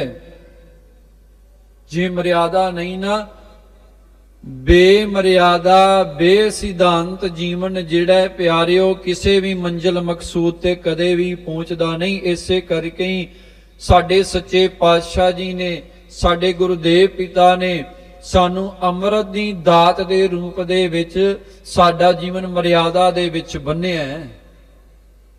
ਕਈ ਕਹਿੰਦੇ ਨੇ ਕਿ ਸਾਡੇ ਕੋਲ ਅੰਮ੍ਰਿਤ ਨਹੀਂ ਰੱਖਿਆ ਜਾਣਾ। ਯਾਦ ਰੱਖਿਓ, ਅਸੀਂ ਅੰਮ੍ਰਿਤ ਨੂੰ ਨਹੀਂ ਰੱਖਣਾ, ਸਾਨੂੰ ਅੰਮ੍ਰਿਤ ਨੇ ਮਾੜੇ ਕਰਮਾਂ ਤੋਂ, ਵਾਸ਼ਨਾਵਾਂ ਤੋਂ, ਵਿਕਾਰਾਂ ਤੋਂ ਬਚਾ ਕੇ ਰੱਖਣਾ ਹੈ। ਤੇ ਜੇ ਪਿਆਰਿਓ ਅਸੀਂ ਅੰਮ੍ਰਿਤ ਛਕ ਲਿਆ, ਪੰਜ ਕਕਾਰਾਂ ਦੇ ਧਾਰਨੀ ਹੋ ਗਏ, ਤੇ ਹੁਣ ਇਹ ਨਾ ਸਮਝੀਏ ਕਿ ਸਾਡਾ ਸਫ਼ਰ ਹੁਣ ਮੁੱਕ ਗਿਆ ਹੈ। ਜਿੱਦਣ ਤੋਂ ਗੁਰੂ ਵਾਲੇ ਬਣ ਗਏ, ਅੰਮ੍ਰਿਤ ਛਕ ਲਿਆ, ਸਿੰਘ ਸਜ ਗਏ, ਬਾਣੀ ਬਾਣੇ ਦੇ ਧਾਰਨੀ ਹੋ ਗਏ, ਉਦਣ ਸਮਝੋ ਸਾਡਾ ਗੁਰੂ ਘਰ ਦੇ ਵਿੱਚ ਦਾਖਲਾ ਹੋਇਆ, ਜਿਹਨੂੰ ਐਡਮਿਸ਼ਨ ਕਹਿੰਦੇ ਆ। ਐਡਮਿਸ਼ਨ ਹੋਇਆ, ਜਿਵੇਂ ਬੱਚੇ ਦਾ ਸਕੂਲ ਦੇ ਵਿੱਚ ਐਡਮਿਸ਼ਨ ਹੋ ਜੇ ਤੇ ਉਹ ਕਵੇ ਹੁਣ ਮੈਂ ਪੜ੍ਹ ਲਿਆ, ਨਹੀਂ, ਅਜੇ ਤੇ ਐਡਮਿਸ਼ਨ ਹੋਇਆ ਹੈ, ਪੜ੍ਹਾਈ ਹੋਈ ਹੈ। ਖੰਡੇ ਵਾਲੀ ਪੋਲ ਦਾ ਆਪਾ ਅੰਮ੍ਰਿਤ ਛਕਿਆ, ਪਰ ਇੱਕ ਨਾਮ ਅੰਮ੍ਰਿਤ ਸਾਡੇ ਅੰਦਰ ਹੈ। ਉਸ ਨਾਮ ਅੰਮ੍ਰਿਤ ਤੱਕ ਪਹੁੰਚਣਾ ਹੀ ਪਿਆਰਿਓ ਸਾਡੀ ਮੰਜ਼ਿਲ ਹੈ। ਇੱਕ ਹੈ ਬਾਹਰਲਾ ਅੰਮ੍ਰਿਤ, ਜਿਹੜਾ ਪੰਜ ਪਿਆਰੇ ਛਕਾਉਂਦੇ ਨੇ, ਪੰਜ ਬਾਣੀਆਂ ਦਾ ਪਾਠ ਕਰਕੇ ਆਪਾਂ ਅੰਮ੍ਰਿਤ ਛਕਦੇ ਹਾਂ। ਫਿਰ ਪੰਜ ਪਿਆਰੇ ਸਾਨੂੰ ਗੁਰਮੰਤਰ ਬਖਸ਼ਿਸ਼ ਕਰਦੇ ਨੇ, ਮੂਲ ਮੰਤਰ ਦ੍ਰਿੜ ਕਰਵਾਉਂਦੇ ਨੇ। ਫਿਰ ਗੁਰੂ ਦੇ ਸ਼ਬਦ ਦਾ ਅਭਿਆਸ ਆਪਾਂ ਕਰਨਾ ਹੈ। ਅਭਿਆਸ ਕਰਦਿਆਂ ਮਹਾਰਾਜ ਜੀ ਕਹਿੰਦੇ ਨੇ ਹੌਲੀ ਹੌਲੀ ਫਿਰ ਅੰਦਰ ਨਾਮ ਦਾ ਅੰਮ੍ਰਿਤ ਹੈ। ਉਹ ਇਹੋ ਜਿਹਾ ਅੰਮ੍ਰਿਤ ਹੈ, ਕਦੇ ਵੀ ਫਿਰ ਪਿਆਰਿਓ ਬੰਦਾ ਦੁਖੀ ਨਹੀਂ ਹੁੰਦਾ। ਮਹਾਰਾਜ ਜੀ ਕਹਿੰਦੇ ਅੰਦਰ ਅੰਮ੍ਰਿਤ ਦਾ ਖੂਹ ਹੈ, ਪਰ ਆਪਾਂ ਆਪਣੇ ਅੰਦਰ ਨੂੰ ਜਾਣ ਦਾ ਯਤਨ ਹੀ ਨਹੀਂ ਕਰਦੇ, ਆਪਣੇ ਅੰਦਰ ਲੱਭਦੇ ਹੀ ਨਹੀਂ। ਆਪਾਂ ਤੇ ਬਾਹਰ ਦੁਨੀਆ ਦੇ ਨਾਲ, ਸੰਸਾਰ ਦੇ ਨਾਲ ਜੁੜੇ ਆ ਨਾ, ਇਹਨਾਂ ਅੱਖਾਂ ਨੂੰ ਸੰਸਾਰ ਚੰਗਾ ਲੱਗਦਾ ਹੈ। ਤੇ ਉਹ ਕਹਿੰਦੇ ਹੁੰਦੇ ਨੇ ਕਿਤੇ ਦੁਨੀਆ ਨੂੰ ਵੇਖਣ ਵਾਲਿਆ 2-4 ਮਿੰਟ ਆਪਣੀਆਂ ਅੱਖਾਂ ਨੂੰ ਬੰਦ ਕਰਕੇ ਆਪਣੇ ਆਪ ਨੂੰ ਵੀ ਤੇ ਵੇਖ। ਆਪਣੇ ਆਪ ਨੂੰ ਵੇਖਣ ਵਾਲੇ ਬਿਰਲੇ ਹੁੰਦੇ ਨੇ ਜਿਹੜੇ ਆਪਣੀਆਂ ਅੱਖਾਂ ਨੂੰ ਬੰਦ ਕਰਕੇ ਆਪਣੇ ਅੰਦਰ ਨੂੰ ਵੇਖਦੇ ਨੇ। ਆਪਣੇ ਅੰਦਰ ਪਿਆਰਿਓ ਸੰਗੀਤ ਹੈ। ਮਹਾਂਪੁਰਖ ਦੱਸਦੇ ਹੁੰਦੇ ਨੇ, ਜਿਵੇਂ ਆਪਾਂ ਇੱਕ ਸੰਗੀਤ ਬਾਹਰੋਂ ਸੁਣਦੇ ਆ ਨਾ, ਸੰਗੀਤ ਸੁਣੀਏ ਤੇ ਮਨ ਸ਼ਾਂਤ ਹੁੰਦਾ ਹੈ। ਮਹਾਰਾਜ ਕਹਿੰਦੇ ਇੱਕ ਸੰਗੀਤ ਆਪਣੇ ਅੰਦਰ ਵੀ ਹੈ ਜਿਹੜਾ ਸਦਾ ਹੀ ਵੱਜਦਾ ਪਿਆ, ਜਿਹਨੂੰ ਅਨਹਦ ਨਾਦ ਕਹਿੰਦੇ ਨੇ, ਜਿਹਨੂੰ ਅਨਹਦ ਨਾਦ ਕਹਿੰਦੇ ਨੇ। ਅਨਹਦ ਨਾਦ ਦਾ ਜ਼ਿਕਰ ਗੁਰਬਾਣੀ ਦੇ ਵਿੱਚ ਬੜੀ ਥਾਵਾਂ ਤੇ ਆਇਆ ਹੈ, ਪਰ ਅੱਜ ਅਸੀਂ ਮੰਨਣ ਨੂੰ ਤਿਆਰ ਨਹੀਂ ਕਿ ਕੋਈ ਅਨਹਦ ਨਾਦ ਨਹੀਂ ਹੁੰਦਾ, ਕੋਈ ਅੰਦਰ ਨਾਮ ਅੰਮ੍ਰਿਤ ਨਹੀਂ ਹੁੰਦਾ, ਕੋਈ ਅੰਦਰ ਪ੍ਰਕਾਸ਼ ਨਹੀਂ ਹੁੰਦਾ। ਪਿਆਰਿਓ ਸਾਡੀ ਉੱਥੇ ਤੱਕ ਪਹੁੰਚ ਨਹੀਂ। ਜਿੱਥੋਂ ਤੱਕ ਸਾਡੀ ਪਹੁੰਚ ਨਹੀਂ ਤੇ ਆਪਾਂ ਕਹਿ ਦਈਏ ਕਿ ਫਲਾਣੀ ਚੀਜ਼ ਹੈ ਹੀ ਨਹੀਂ, ਉੱਥੇ ਆਪਾਂ ਗਲਤ ਆ। ਜਿਵੇਂ ਹੁਣ ਧਰਤੀ ਦੇ ਥੱਲੇ ਪਾਣੀ ਹੈ, ਜਾਂ ਆਪਾਂ ਛੱਤ ਵੇਖਦੇ ਪਏ ਆ, ਛੱਤ ਦੇ ਪਰਲੇ ਪਾਸੇ ਆਸਮਾਨ ਹੈ, ਆਕਾਸ਼ ਹੈ, ਤੇ ਆਪਾਂ ਛੱਤ ਨੂੰ ਵੇਖ ਕੇ ਕਹਿ ਦਈਏ ਕਿ ਇਦੋਂ ਅੱਗੇ ਹੋਰ ਕੁਛ ਵੀ ਨਹੀਂ। ਇੱਥੇ ਅਸੀਂ ਗਲਤ ਹੋਵਾਂਗੇ, ਕਿਉਂਕਿ ਸਾਡੀ ਉਨੀ ਨਜ਼ਰ ਨਹੀਂ ਕਿ ਅਸੀਂ ਛੱਤ ਦੇ ਆਰ ਪਾਰ ਵੇਖ ਸਕੀਏ, ਛੱਤ ਤੋਂ ਅੱਗੇ ਵੇਖ ਸਕੀਏ। ਧਰਤੀ ਦੇ ਥੱਲੇ ਪਾਣੀ ਹੈ, ਸਾਨੂੰ ਸਾਰਿਆਂ ਨੂੰ ਪਤਾ ਹੈ, ਪਰ ਨਜ਼ਰ ਕਦੋਂ ਆਉਂਦਾ ਹੈ? ਜਦੋਂ ਆਪਾਂ ਪਿਆਰਿਓ ਜ਼ਮੀਨ ਪੁੱਟਾਂਗੇ, ਜਦੋਂ ਬੋਰ ਕਰਦੇ ਆ, ਕਿੰਨਾ ਕੁਛ ਹੁੰਦਾ ਹੈ। ਮਿੱਟੀ ਹੁੰਦੀ ਹੈ, ਰੇਤ ਹੁੰਦੀ ਹੈ, ਕੰਕਰੀਟ ਹੁੰਦੇ ਨੇ, ਬਜਰੀ ਹੁੰਦੀ ਹੈ, ਪੱਕਾ ਕੜ ਹੁੰਦਾ ਹੈ, ਫਿਰ ਪਿਆਰਿਓ ਜਾ ਕੇ ਨਿਰਮਲ ਜਲ ਧਰਤੀ ਦੇ ਵਿੱਚੋਂ ਨਿਕਲਦਾ ਹੈ। ਇਸੇ ਤਰ੍ਹਾਂ ਹੀ ਨਾਮ ਅੰਮ੍ਰਿਤ, ਨਾਮ ਦਾ ਖਜ਼ਾਨਾ ਸਾਡੇ ਸਾਰਿਆਂ ਦੇ ਵਿੱਚ ਹੈ, ਸ਼ਰੀਰਾਂ ਦੇ ਵਿੱਚ। ਨੌਨਿਧ ਅੰਮ੍ਰਿਤ ਪ੍ਰਭ ਕਾ ਨਾਮ ਦੇਹੀ ਮੈਂ ਇਸਕਾ ਵਿਸਰਾਮ। ਮਹਾਰਾਜ ਕਹਿੰਦੇ ਸਾਰਿਆਂ ਦੇ ਵਿੱਚ ਹੈ, ਜਿੰਨੇ ਵੀ ਸ਼ਰੀਰ ਨੇ ਸਾਰਿਆਂ ਦੇ ਵਿੱਚ ਨਾਮ ਅੰਮ੍ਰਿਤ ਹੈ, ਨਾਮ ਦਾ ਖਜ਼ਾਨਾ ਹੈ। ਸੁਨ ਸਮਾਦ ਅਨਹਤੈ ਨਾਦ। ਮਹਾਰਾਜ ਕਹਿੰਦੇ ਸੁਨ ਸਮਾਦ ਵੀ ਹੈ, ਅਨਹਦ ਨਾਦ ਵੀ ਹੈ, ਕਹਿਨ ਨਾ ਜਾਈ ਅਚਰਜ ਬਿਸਮਾਦ। ਕਹਿੰਦੇ ਦੱਸਿਆ ਨਹੀਂ ਜਾ ਸਕਦਾ, ਉਹ ਅਚਰਜ ਹੀ ਗੱਲਾਂ ਨੇ, ਅਚਰਜ ਹੀ ਬਿਸਮਾਦ ਹੈ। ਤਿੰਨ ਦੇਖਿਆ ਜਿਸ ਆਪ ਦਿਖਾਏ, ਨਾਨਕ ਤਿਸ ਜਨ ਸੋਜੀ ਪਾਏ। ਉਹਨੂੰ ਇਹ ਚੀਜ਼ਾਂ ਫਿਰ ਨਜ਼ਰ ਆਉਂਦੀਆਂ ਨੇ, ਜਿਹਦੇ ਤੇ ਗੁਰੂ ਨੂੰ ਬਖਸ਼ਿਸ਼ ਕਰਦਾ ਹੈ, ਜਿਹਦੇ ਤੇ ਗੁਰੂ ਦਿਆਲ ਹੁੰਦਾ ਹੈ, ਜਿਹਦੇ ਤੇ ਗੁਰੂ ਰਹਿਮਤ ਕਰੇ, ਉਹਨੂੰ ਫਿਰ ਗੁਰੂ ਸੋਝੀ ਬਖਸ਼ ਦਿੰਦਾ ਹੈ। ਨਾਨਕ ਤਿਸ ਜਨ ਸੋਝੀ ਪਾਏ। ਕਿ ਆਪਾਂ ਗੁਰੂ ਦੇ ਕੋਲੋਂ ਸੋਝੀ ਮੰਗੀਏ, ਸਮਝ ਮੰਗੀਏ, ਅਕਲ ਮੰਗੀਏ, ਵਿਵੇਕ ਦਾ ਦਾਨ ਮੰਗੀਏ ਕਿ ਮਹਾਰਾਜ ਕਿਰਪਾ ਕਰੋ। ਬਹੁਤੇ ਫੇਰ ਪਏ ਕਿਰਪਨ ਕੋ, ਅਬ ਕਿਛ ਕਿਰਪਾ ਕੀਜੈ। ਮਹਾਰਾਜ ਹੁਣ ਕਿਰਪਾ ਕਰ ਦਿਓ। ਹੋ ਦਿਆਲ ਦਰਸ਼ਨ ਦੇਹੋ ਆਪਣਾ, ਐਸੀ ਬਖਸ਼ ਕਰੀਜੈ। ਐਸੀ ਰਹਿਮਤ ਕਰ ਦਿਓ, ਐਸੀ ਬਖਸ਼ਿਸ਼ ਕਰ ਦਿਓ। ਜਨਮਾਂ ਦੇ ਜਨਮ ਲੰਘ ਗਏ ਨੇ, ਤੇ ਮਹਾਰਾਜ ਕਿਤੇ ਐਵੇਂ ਹੀ ਜਨਮ ਹੁਣ ਲੰਘ ਨਾ ਜਾਵੇ।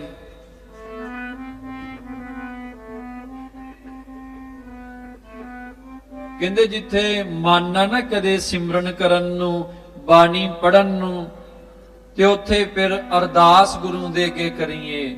ਅਰਦਾਸ ਦੇ ਵਿੱਚ ਬੜੀ ਵੱਡੀ ਤਾਕਤ ਹੈ, ਅਰਦਾਸ ਦੇ ਵਿੱਚ ਬੜੀ ਵੱਡੀ ਸ਼ਕਤੀ ਹੈ। ਬੇਨਤੀਆਂ ਕਰੀਏ ਕਿ ਮਹਾਰਾਜ ਕਿਰਪਾ ਕਰੋ, ਆਪਣਾ ਨਾਮ, ਆਪਣੇ ਚਰਨਾਂ ਦੀ ਪ੍ਰੀਤ, ਗੁਰਸਿੱਖੀ, ਜੀਵਨ ਅੰਮ੍ਰਿਤ ਵੇਲਾ, ਬਾਣੀ ਦਾ ਨਿਤਨੇਮ ਬਖਸ਼ੋ। ਇਹ ਜਿਹੜੇ ਹੋਮੇ ਵਾਲੇ ਬੰਧਨ ਨੇ ਨਾ, ਆਪਾਂ ਮੈਂ ਕਰਦੇ ਆ, ਮੇਰਾ ਪਰਿਵਾਰ, ਮੇਰਾ ਘਰ, ਮੇਰਾ ਕਾਰੋਬਾਰ,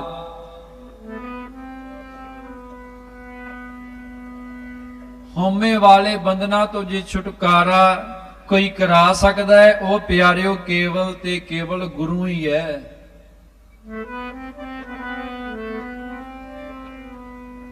ਜਿਨੀ ਦਰ ਤੱਕ ਮੇਰੀ ਮੇਰੀ ਕਰਦੇ ਆ ਨਾ, ਜਬ ਲਗ ਮੇਰੀ ਮੇਰੀ ਕਰੈ, ਤਬ ਲਗ ਕਾਜ ਏਕ ਨਹੀਂ ਸਰੈ।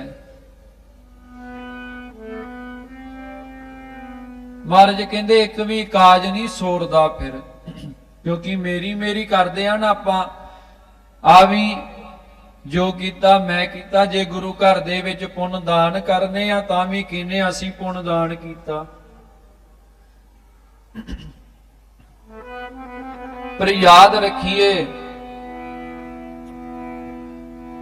ਹਉਮੈ ਦੇ ਜਿਹੜੇ ਬੰਧਨ ਨੇ ਨਾ, ਇਹਨਾਂ ਦੇ ਨਾਲ ਅਸੀਂ ਬੰਨੇ ਹੋਏ ਆ।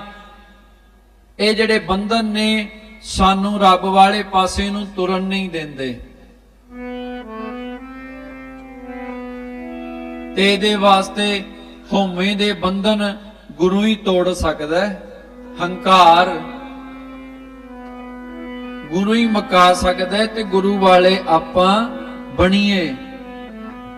ਗੁਰੂ ਵਾਲੇ ਬਣ ਕੇ ਗੁਰੂ ਦੀ ਮੱਤ ਨੂੰ ਆਪਣੇ ਜੀਵਨ ਦੇ ਵਿੱਚ ਧਾਰਨ ਕਰੀਏ ਤਾਂ ਗੱਲ ਬਣੇਗੀ। ਗੁਰੂ ਦੀ ਮੱਤ ਨੂੰ, ਗੁਰੂ ਦਿਆਂ ਬਚਨਾਂ ਨੂੰ, ਗੁਰੂ ਦੀ ਬਾਣੀ ਨੂੰ ਆਪਣੇ ਜੀਵਨ ਦੇ ਵਿੱਚ ਕਮਾਈਏ। ਬਿਨਾ ਗੁਰਾਂ ਤੋਂ ਹੋਣਾ ਨਹੀਂ ਛੁਟਕਾਰਾ,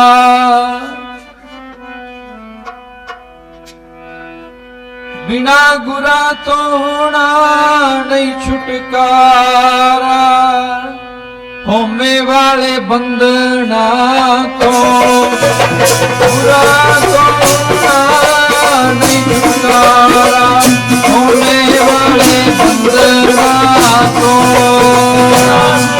ਬੰਦਨਾ ਤੋਂ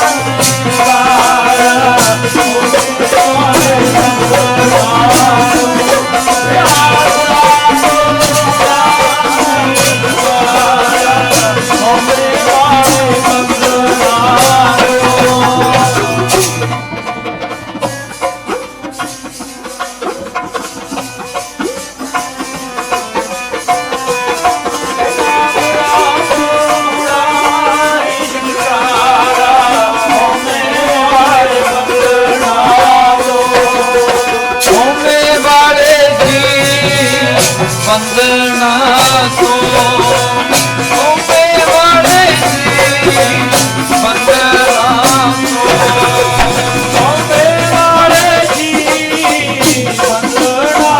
ਤੋਂ ਹਉਮੈ ਵਾਲੇ ਜੀ, ਬੰਦਨਾ ਤੋਂ ਹਉਮੈ ਵਾਲੇ ਜੀ ਬੰਦਨਾ ਤੋਂ, ਤੇਰਾ ਹਉਮੈ ਵਾਲੇ ਜੀ ਬੰਦਨਾ ਤੋਂ, ਹਉਮੈ ਵਾਲੇ ਜੀ ਬੰਦਨਾ ਤੋਂ, ਹਉਮੈ ਵਾਲੇ ਜੀ ਬੰਦਨਾ ਤੋਂ।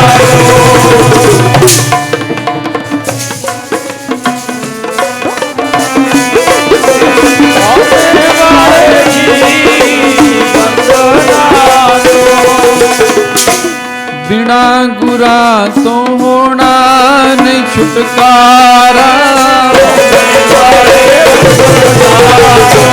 ਬਿਨਾ ਗੁਰਾਂ ਤੋਂ ਹੋਣਾ ਨਹੀਂ ਛੁਟਕਾਰਾ,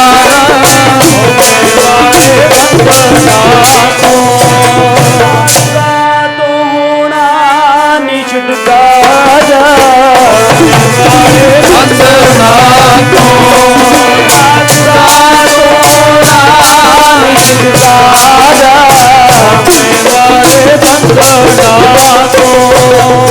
ਬਿਨਾਂ ਗੁਰਾਂ ਤੋਂ ਪਿਆਰਿਓ ਛੁਟਕਾਰਾ ਨਹੀਂ ਹੋਣਾ।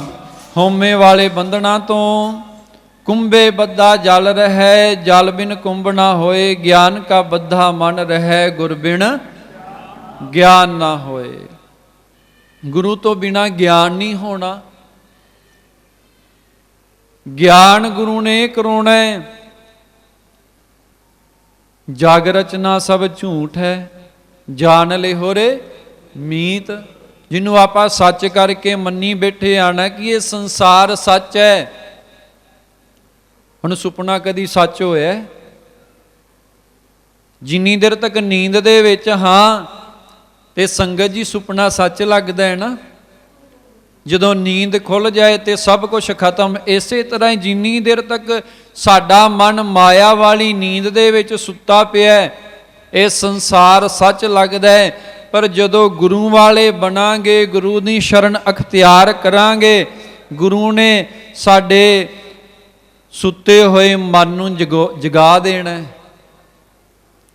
ਜਦੋਂ ਮਨ ਜਾਗ ਪਿਆ ਤੇ ਫਿਰ ਸਮਝ ਪੈ ਜਾਣੀ ਹੈ ਜਗ ਜੀਵਨ ਐਸਾ ਸੁਪਨੇ ਜੈਸਾ, ਜੀਵਨ ਸੁਪਨ ਸਮਾਨੰ। ਗੁਰੂ ਨੇ ਇਹ ਗਿਆਨ ਕਰਾ ਦੇਣਾ। ਗਿਆਨ ਵਾਲਾ ਸਰੂਮਾ ਗਿਆਨ ਅੰਜਨ ਗੁਰ ਦੀਆ, ਅਗਿਆਨ ਅੰਧੇਰ ਵਿਨਾਸ਼। ਕਹਿੰਦੇ ਕਿ ਗਿਆਨ ਵਾਲਾ ਸੁਰਮਾ ਜਦੋਂ ਗੁਰੂ ਨੇ ਅੱਖਾਂ ਦੇ ਵਿੱਚ ਪਾਉਣਾ ਹੈ ਨਾ, ਤੇ ਫਿਰ ਅਗਿਆਨ ਵਾਲਾ ਜਿਹੜਾ ਹਨੇਰਾ ਹੈ ਉਹਦਾ ਵਿਨਾਸ਼ ਹੋ ਜਾਣਾ ਹੈ। ਹੁਣ ਅਗਿਆਨ ਦੇ ਵਿੱਚ ਆ ਨਾ ਆਪਾਂ ਸੋਚੀ ਜਾਂਦੇ ਹਾਂ ਆਪਣੀਆਂ 4-5 ਪੀੜ੍ਹੀਆਂ ਬਾਰੇ। ਕੱਲ ਦਾ ਤੇ ਆਪਾਂ ਨੂੰ ਪਤਾ ਹੀ ਨਹੀਂ, ਕੱਲ ਦਾ ਕੀ, ਅਗਲੇ ਦਮ ਦਾ ਨਹੀਂ ਭਰੋਸਾ, ਕੋਈ ਪਤਾ ਥੋੜੀ ਹੈ ਅਗਲੇ ਦਮ ਦਾ, ਸਵਾਸ ਦਾ, ਸਾਹ ਨੇ ਆਉਣਾ ਕਿ ਨਹੀਂ ਆਉਣਾ। ਪਰ ਆਪਾਂ ਕਿੰਨਾ ਕੁਝ ਸੋਚਦੇ ਹਾਂ, ਸੋਚੀ ਜਾਂਦੇ ਹਾਂ ਆਪਣੀ ਜ਼ਿੰਦਗੀ ਬਾਰੇ, ਜਾਂ ਤੇ ਜਿਹੜਾ ਲੰਘਿਆ ਸਮਾਂ ਉਹਨੂੰ ਯਾਦ ਕਰੀ ਜਾਂਦੇ ਹਾਂ, ਜਾਂ ਜਿਹੜਾ ਆਉਣ ਵਾਲਾ ਹੈ, ਤੇ ਪ੍ਰੈਜ਼ੈਂਟ ਦੇ ਵਿੱਚ ਆਪਾਂ ਜਿਉਂਦੇ ਨਹੀਂ। ਜਿਹੜਾ ਸਾਡੇ ਕੋਲ ਹੈ, ਜਿਹੜਾ ਸਮਾਂ ਸਾਡੇ ਕੋਲ ਹੈ, ਉਹਨੂੰ ਤੇ ਆਪਾਂ ਪਿਆਰਿਓ ਸੰਭਾਲਦੇ ਨਹੀਂ, ਜਾਂ ਜਿਹੜਾ ਲੰਘ ਗਿਆ ਉਹਨੂੰ ਯਾਦ ਕਰੀ ਜਾਂਦੇ ਹਾਂ, ਜਾਂ ਜਿਹੜਾ ਸਮਾਂ ਆਉਣ ਵਾਲਾ ਉਹਦੇ ਬਾਰੇ ਸੋਚੀ ਜਾਂਦੇ ਹਾਂ ਕਿ ਕੀ ਬਣੇਗਾ। ਜਿਹੜਾ ਸਮਾਂ ਤੇਰੇ ਕੋਲ ਹੈ, ਮਹਾਰਾਜ ਕਹਿੰਦੇ ਨੇ ਉਹਦੀ ਸੰਭਾਲ ਕਰ, ਉਹਨੂੰ ਸੰਭਾਲ। ਇੱਕ ਦਮ ਦਾ ਭਰੋਸਾ ਨਹੀਂ। ਇਸ ਸਰੀਰ ਰੂਪੀ ਭਾਂਡੇ ਦਾ ਕੋਈ ਪਤਾ ਥੋੜੀ ਹੈ। ਕਹਾਂ ਵਿਸਾਸਾ ਇਸ ਭਾਂਡੇ ਕਾ ਇਤਨਕ ਲੱਗੈ ਠਣਕਾ। ਇਸ ਭਾਂਡੇ ਦਾ ਕੋਈ ਭਰੋਸਾ ਨਹੀਂ ਪਿਆਰਿਓ, ਕਦੋਂ ਇਹਨੇ ਡਿੱਗ ਪੈਣਾ। ਇਹ ਹੈ ਮਿੱਟੀ, ਉਹਨੇ ਆਪਣੀ ਜੋਤ ਵਿੱਚ ਟਿਕਾਈ ਹੈ। ਤਾਂ ਪਿਆਰਿਓ ਸਾਡਾ ਇਹ ਸਰੀਰ ਦੇ ਵਿੱਚ ਹਰਕਤ ਹੈ। ਜਿਸ ਦਿਨ ਆਪਣੀ ਉਹਨੇ ਜੋਤ ਖਿੱਚ ਲਈ ਪਿਆਰਿਓ, ਇਹ ਮਿੱਟੀ ਹੈ, ਇਹਨੇ ਮਿੱਟੀ ਦੇ ਵਿੱਚ ਮਿਲ ਜਾਣਾ ਹੈ। ਮਹਾਰਾਜ ਬਾਣੀ ਦੇ ਵਿੱਚ ਪਿਆਰਿਓ ਸਾਨੂੰ ਸਮਝਾਉਂਦੇ ਨੇ, ਮਨ ਨੂੰ ਮਾਟੀ ਕਾ ਪੂਤਰਾ ਕੈਸੇ ਨਚਤ ਹੈ। ਕਹਿੰਦੇ ਕਿ ਮਿੱਟੀ ਦਾ ਪੁਤਲਾ ਕਿਵੇਂ ਨੱਚਿਆ ਫਿਰਦਾ ਹੈ, ਮਾਇਆ ਇਹਨੂੰ ਨਚਾਉਂਦੀ ਹੈ, ਇਹ ਉਵੇਂ ਹੀ ਨੱਚੀ ਜਾਂਦਾ ਹੈ। ਕਦੀ ਹੰਕਾਰ ਕਰਦਾ ਹੈ, ਕਦੀ ਮਾਨ ਕਰਦਾ ਹੈ, ਕਦੀ ਲਾਲਚ ਦੇ ਵਿੱਚ ਪਿਆ, ਇਹ ਦਿਨ ਰਾਤ ਨੱਚੀ ਜਾਂਦਾ। ਇਹਨੂੰ ਮਾਇਆ ਨਚਾਉਂਦੀ ਹੈ। ਦੇਖੈ ਦੇਖੈ ਸੁਣੈ ਬੋਲੇ ਦੋਰਿਓ ਫਿਰਤ ਹੈ। ਕਹਿੰਦੇ ਕਿ ਇਹ ਨੱਚਦਾ ਹੀ ਫਿਰਦਾ ਹੈ। ਜਬ ਕਛ ਪਾਵੇ ਤਬ ਗਰਭ ਕਰਤ ਹੈ, ਮਾਇਆ ਗਈ ਤਬ ਰੋਵਣ ਲਗਤ ਹੈ। ਕਹਿੰਦੇ ਜਦੋਂ ਤੇ 4 ਪੈਸੇ ਦੇ ਕੋਲ ਆ ਜਾਣ, ਥੋੜਾ ਜਿਹਾ ਹੱਥ ਸੌਖਾ ਹੋ ਜੇ, ਇਹ ਹੰਕਾਰੀ ਹੋ ਜਾਂਦਾ ਹੈ। ਤੇ ਜੇ ਕਿਤੇ ਥੋੜਾ ਜਿਹਾ ਘਾਟਾ ਪੈ ਜੇ, ਫਿਰ ਇਹ ਰੋਣ ਲੱਗ ਪੈਂਦਾ ਹੈ। ਤੇ ਮਹਾਰਾਜ ਇਸੇ ਕਰਕੇ ਕਲਗੀਧਰ ਪਾਤਸ਼ਾਹ ਜੀ ਨੇ ਸਾਨੂੰ ਇਹ ਮਰਿਆਦਾ ਬਖਸ਼ਿਸ਼ ਕੀਤੀ, ਭਾਈ ਗੁਰੂ ਵਾਲੇ ਬਣੋ। ਭਾਈ ਦੇ ਗੁਰ ਬਿਨ ਗਿਆਨ ਨਾ ਹੋਏ, ਪੁੱਛੋ ਬ੍ਰਹਮੈ ਨਾਰਦੈ ਵੇਦ ਵਿਆਸੈ ਕੋਏ। ਮਹਾਰਾਜ ਕਹਿੰਦੇ ਬ੍ਰਹਮੇ ਨੂੰ ਪੁੱਛ ਲੋ, ਵਿਆਸ ਰਿਸ਼ੀ ਨੂੰ, ਨਾਰਦ ਨੂੰ ਪੁੱਛ ਲੋ, ਇਹਨਾਂ ਵਿੱਚੋਂ ਕਿਸੇ ਨੇ ਵੀ ਗੁਰੂ ਤੋਂ ਬਿਨਾਂ ਗਿਆਨ ਨਹੀਂ ਹੋਇਆ।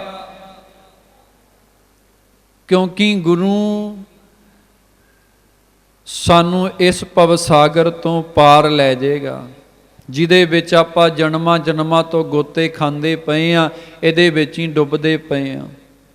ਜਿੱਥੋਂ ਆਪਾਂ ਵਿਚਾਰ ਸ਼ੁਰੂ ਕੀਤੀ ਨਾ, ਬਹੁਤੇ ਫੇਰ ਪਏ ਕਿਰਪਨ ਕੋ ਅਬ ਕਿਛ ਕਿਰਪਾ ਕੀਜੈ। ਹੋ ਦਿਆਲ ਦਰਸ਼ਨ ਦੇਹੋ ਆਪਣਾ, ਐਸੀ ਬਖਸ਼ ਕਰੀਜੈ। ਇਹ ਅਰਦਾਸ ਕਰੀਏ ਮਾਲਕਾ ਕਿ ਪਤਾ ਨਹੀਂ ਕਿੰਨੀ ਕੁ ਵਾਰ ਜੰਮੇ ਆ ਤੇ ਕਿੰਨੀ ਕੁ ਵਾਰ ਮਰੇ ਆ। ਜਮ ਜਮ ਮਰੈ ਫਿਰ ਜੰਮੈ। ਇੱਦਾਂ ਹੀ ਪਿਆਰਿਓ ਇਹ ਗੇੜ ਚੱਲੀ ਜਾਂਦਾ ਹੈ। ਇਹ ਜਨਮ ਸਾਡਾ ਖਤਮ ਹੋਣਾ ਹੈ ਤੇ ਅਗਲੇ ਜੂਨ ਦੇ ਵਿੱਚ ਪੈ ਜਾਾਂਗੇ। ਅਗਲਾ ਮੁੱਕੇਗਾ, ਉਦੋਂ ਅੱਗੇ ਆਓ ਸਾਧ ਸੰਗਤ ਜੀ। ਸਤਿਕਾਰਯੋਗ ਮਹਾਂਪੁਰਖ ਸਤਿਗੁਰਾਂ ਦੀ ਪਵਿੱਤਰ ਹਜ਼ੂਰੀ ਅੰਦਰ ਪਹੁੰਚ ਗਏ ਹਨ। ਹੁਣ ਇੱਥੇ ਹੀ ਆਪਣੀ ਵਿਚਾਰ ਦੀ ਸਮਾਪਤੀ ਹੈ। ਇਹੀ ਬੇਨਤੀ ਆਪ ਸੰਗਤਾਂ ਦੇ ਚਰਨਾਂ ਵਿੱਚ। ਧੰਨ ਗੁਰੂ ਕਲਗੀਧਰ ਪਾਤਸ਼ਾਹ ਜੀ ਨੇ ਬੜੀ ਵੱਡੀ ਰਹਿਮਤ ਸਾਡੇ ਸਾਰਿਆਂ ਦੇ ਉੱਤੇ ਕੀਤੀ। ਕਿਸੇ ਨੇ ਬੜਾ ਸੋਹਣਾ ਲਿਖਿਆ, ਦਸ਼ਮੇਸ਼ ਪਿਤਾ ਕਿਆ ਤੇਰੀ ਬਾਤ ਕਹੂੰ, ਜੋ ਤੂਨੇ ਪਰਿ ਉਪਕਾਰ ਕੀਏ। ਇੱਕ ਖਾਲਸਾ ਪੰਥ ਸਜਾ, ਜਾਤੋਂ ਕੇ ਭੇਦ ਨਿਕਾਲ ਦੀਏ। ਇਹ ਕਲਗੀਧਰ ਪਾਤਸ਼ਾਹ ਤੂੰ ਇਹੋ ਜਿਹਾ ਖਾਲਸਾ ਪੰਥ ਸਜਾਇਆ, ਜਾਤਾਂ ਪਾਤਾਂ ਦੇ ਭੇਦ ਜਿਹੜੇ ਤੂੰ ਸਾਰੇ ਹੀ ਮੁਕਾ ਦਿੱਤੇ।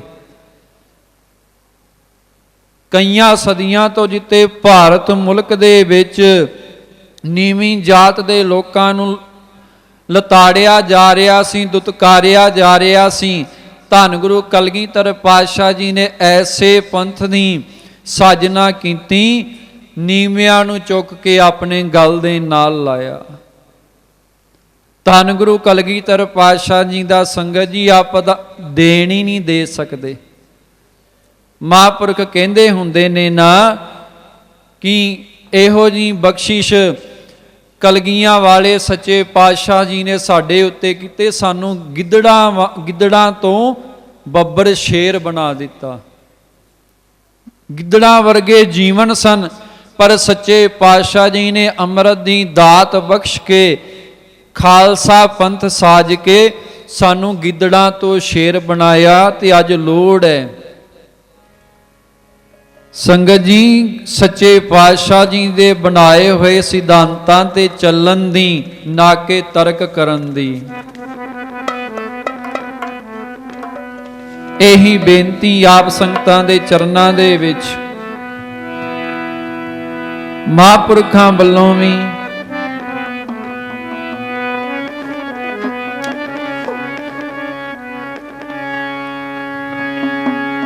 ਕਲਗੀਧਰ ਦੇ ਪੁੱਤਰੋ ਧੀਓ,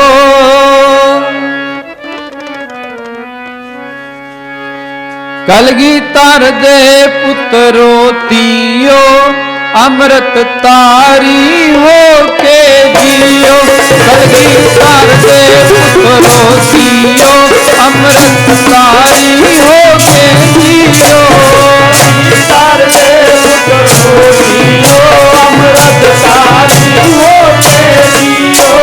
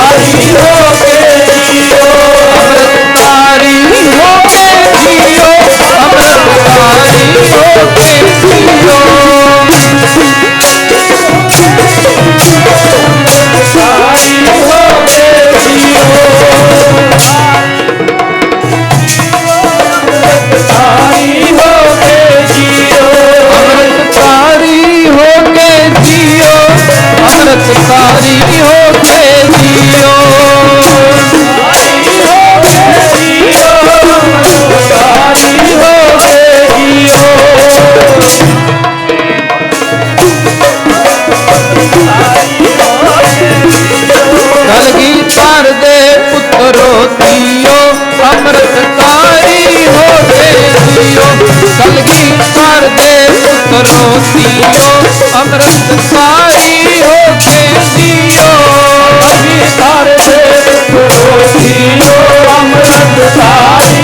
ਕਰਕੇ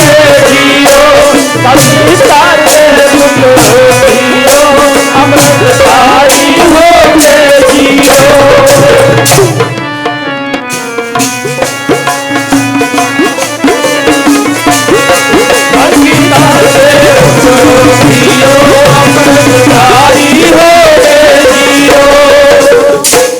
ਸੋ ਸਾਧ ਸੰਗਤ ਜੀ ਇੰਨੀਆਂ ਕੁ ਬੇਨਤੀਆਂ ਪ੍ਰਵਾਨ ਕਰਨੀਆਂ। ਪਵਿੱਤਰ ਗੁਰਬਾਣੀ ਦੀ ਵਿਚਾਰ ਕਰਦਿਆਂ, ਇਤਿਹਾਸ ਦੀ ਵਿਚਾਰ ਕਰਦਿਆਂ ਹੋਈਆਂ ਬੇਅੰਤ ਭੁੱਲਾਂ ਦੀ ਆਪ ਸੰਗਤਾਂ ਨੇ ਖਿਮਾ ਬਖਸ਼ਿਸ਼ ਕਰਨੀ। ਸਤਿਗੁਰੂ ਜੀ ਬਖਸ਼ਣਹਾਰ ਹਨ। ਆਨੰਦ ਸਾਹਿਬ ਜੀ ਦੇ ਜਾਪ ਸਾਰੀਆਂ ਸੰਗਤਾਂ ਨੇ ਨਾਲ ਨਾਲ ਗੁਰਬਾਣੀ ਦਾ ਜਾਪ ਕਰਕੇ ਰਸਨਾ ਪਵਿੱਤਰ ਕਰਨੀ। ਉਪਰੰਤ ਅਰਦਾਸ ਦੇ ਵਿੱਚ ਆਪਾਂ ਸਾਰਿਆਂ ਜੁੜਨਾ। ਫਿਰ ਸੱਚੇ ਪਾਤਸ਼ਾਹ ਜੀ ਦੇ ਹੁਕਮਨਾਮੇ ਸਰਵਣ ਕਰਕੇ ਦੇਗ ਦਾ ਪ੍ਰਸ਼ਾਦ ਲੈ ਕੇ ਫਿਰ ਉੱਠਣਾ। ਭਾਈ ਪਹਿਲਾ ਕੋਈ ਨਾ ਉੱਠੇ। ਆਨੰਦ ਸਾਹਿਬ ਦੇ ਵਿੱਚ ਸਾਰੇ ਬੋਲਿਓ।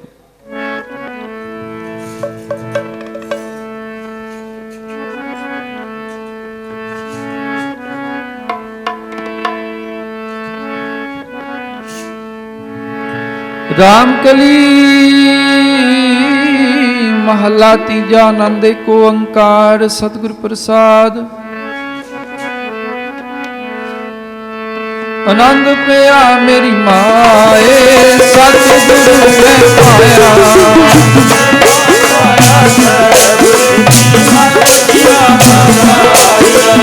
ਰਾਗ ਰਤਨ ਪਰਿਵਾਰ ਭਰੀਆਂ ਸ਼ਬਦ ਗਾਵਣ ਆਈਆਂ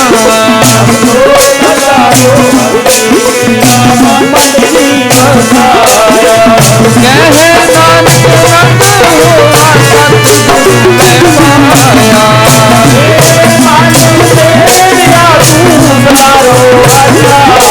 ਹਰ ਨਾਲ ਰਹੋ ਤੂੰ ਮਨ ਮੇਰੇ ਦੁੱਖ ਸਭ ਵਿਸਾਰਨਾ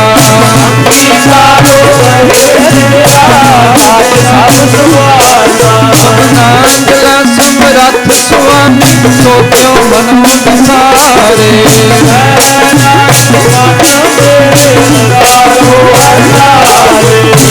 ਸਾਚੇ ਸਾਹਿਬਾ ਕਿਆ ਨਹੀਂ ਕਰਦੇ ਰਹਿ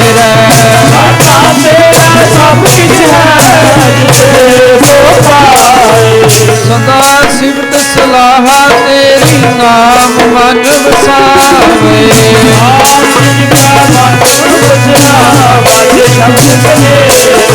ਕਹਿ ਨਾਨਕ ਸੱਚੇ ਸਾਹਿਬ ਕਿਆ ਨਹੀਂ ਕਰਦੇ ਰਹਿ ਸਾਚਾ ਕਰ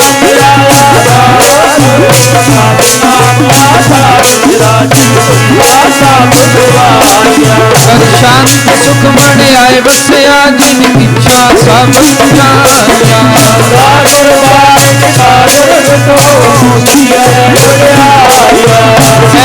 ਨਾਨਕ ਸੁਣੋ ਸੰਤੋ ਸ਼ਬਦ ਕਰੋ ਪਿਆਰੋ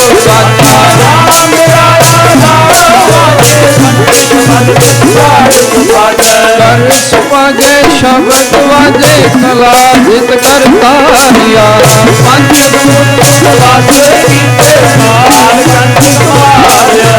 ਕਰਮ ਪਾਇਆ ਤੁਧ ਜਿਨ ਕੋ ਸੇ ਨਾਮ ਹਰ ਕੈ ਲਾਗੇ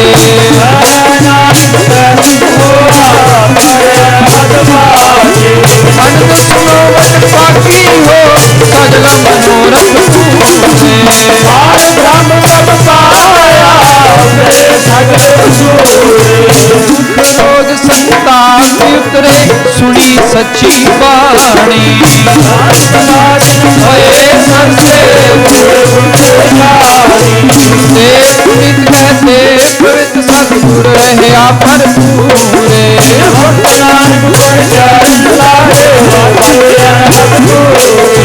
ਪਵਨ ਗੁਰੂ ਪਾਣੀ ਪਿਤਾ ਮਾਤਾ ਧਰਤ ਮਹਾਤ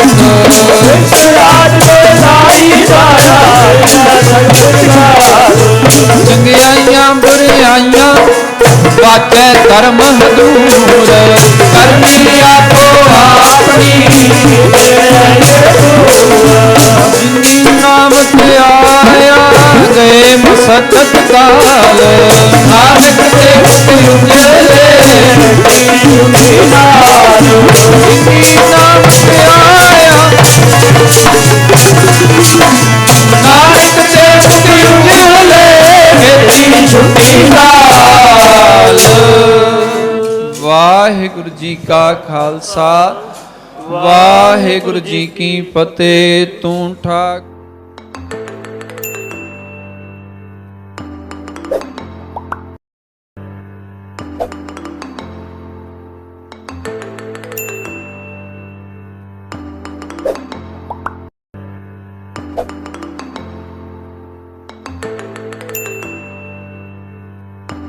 you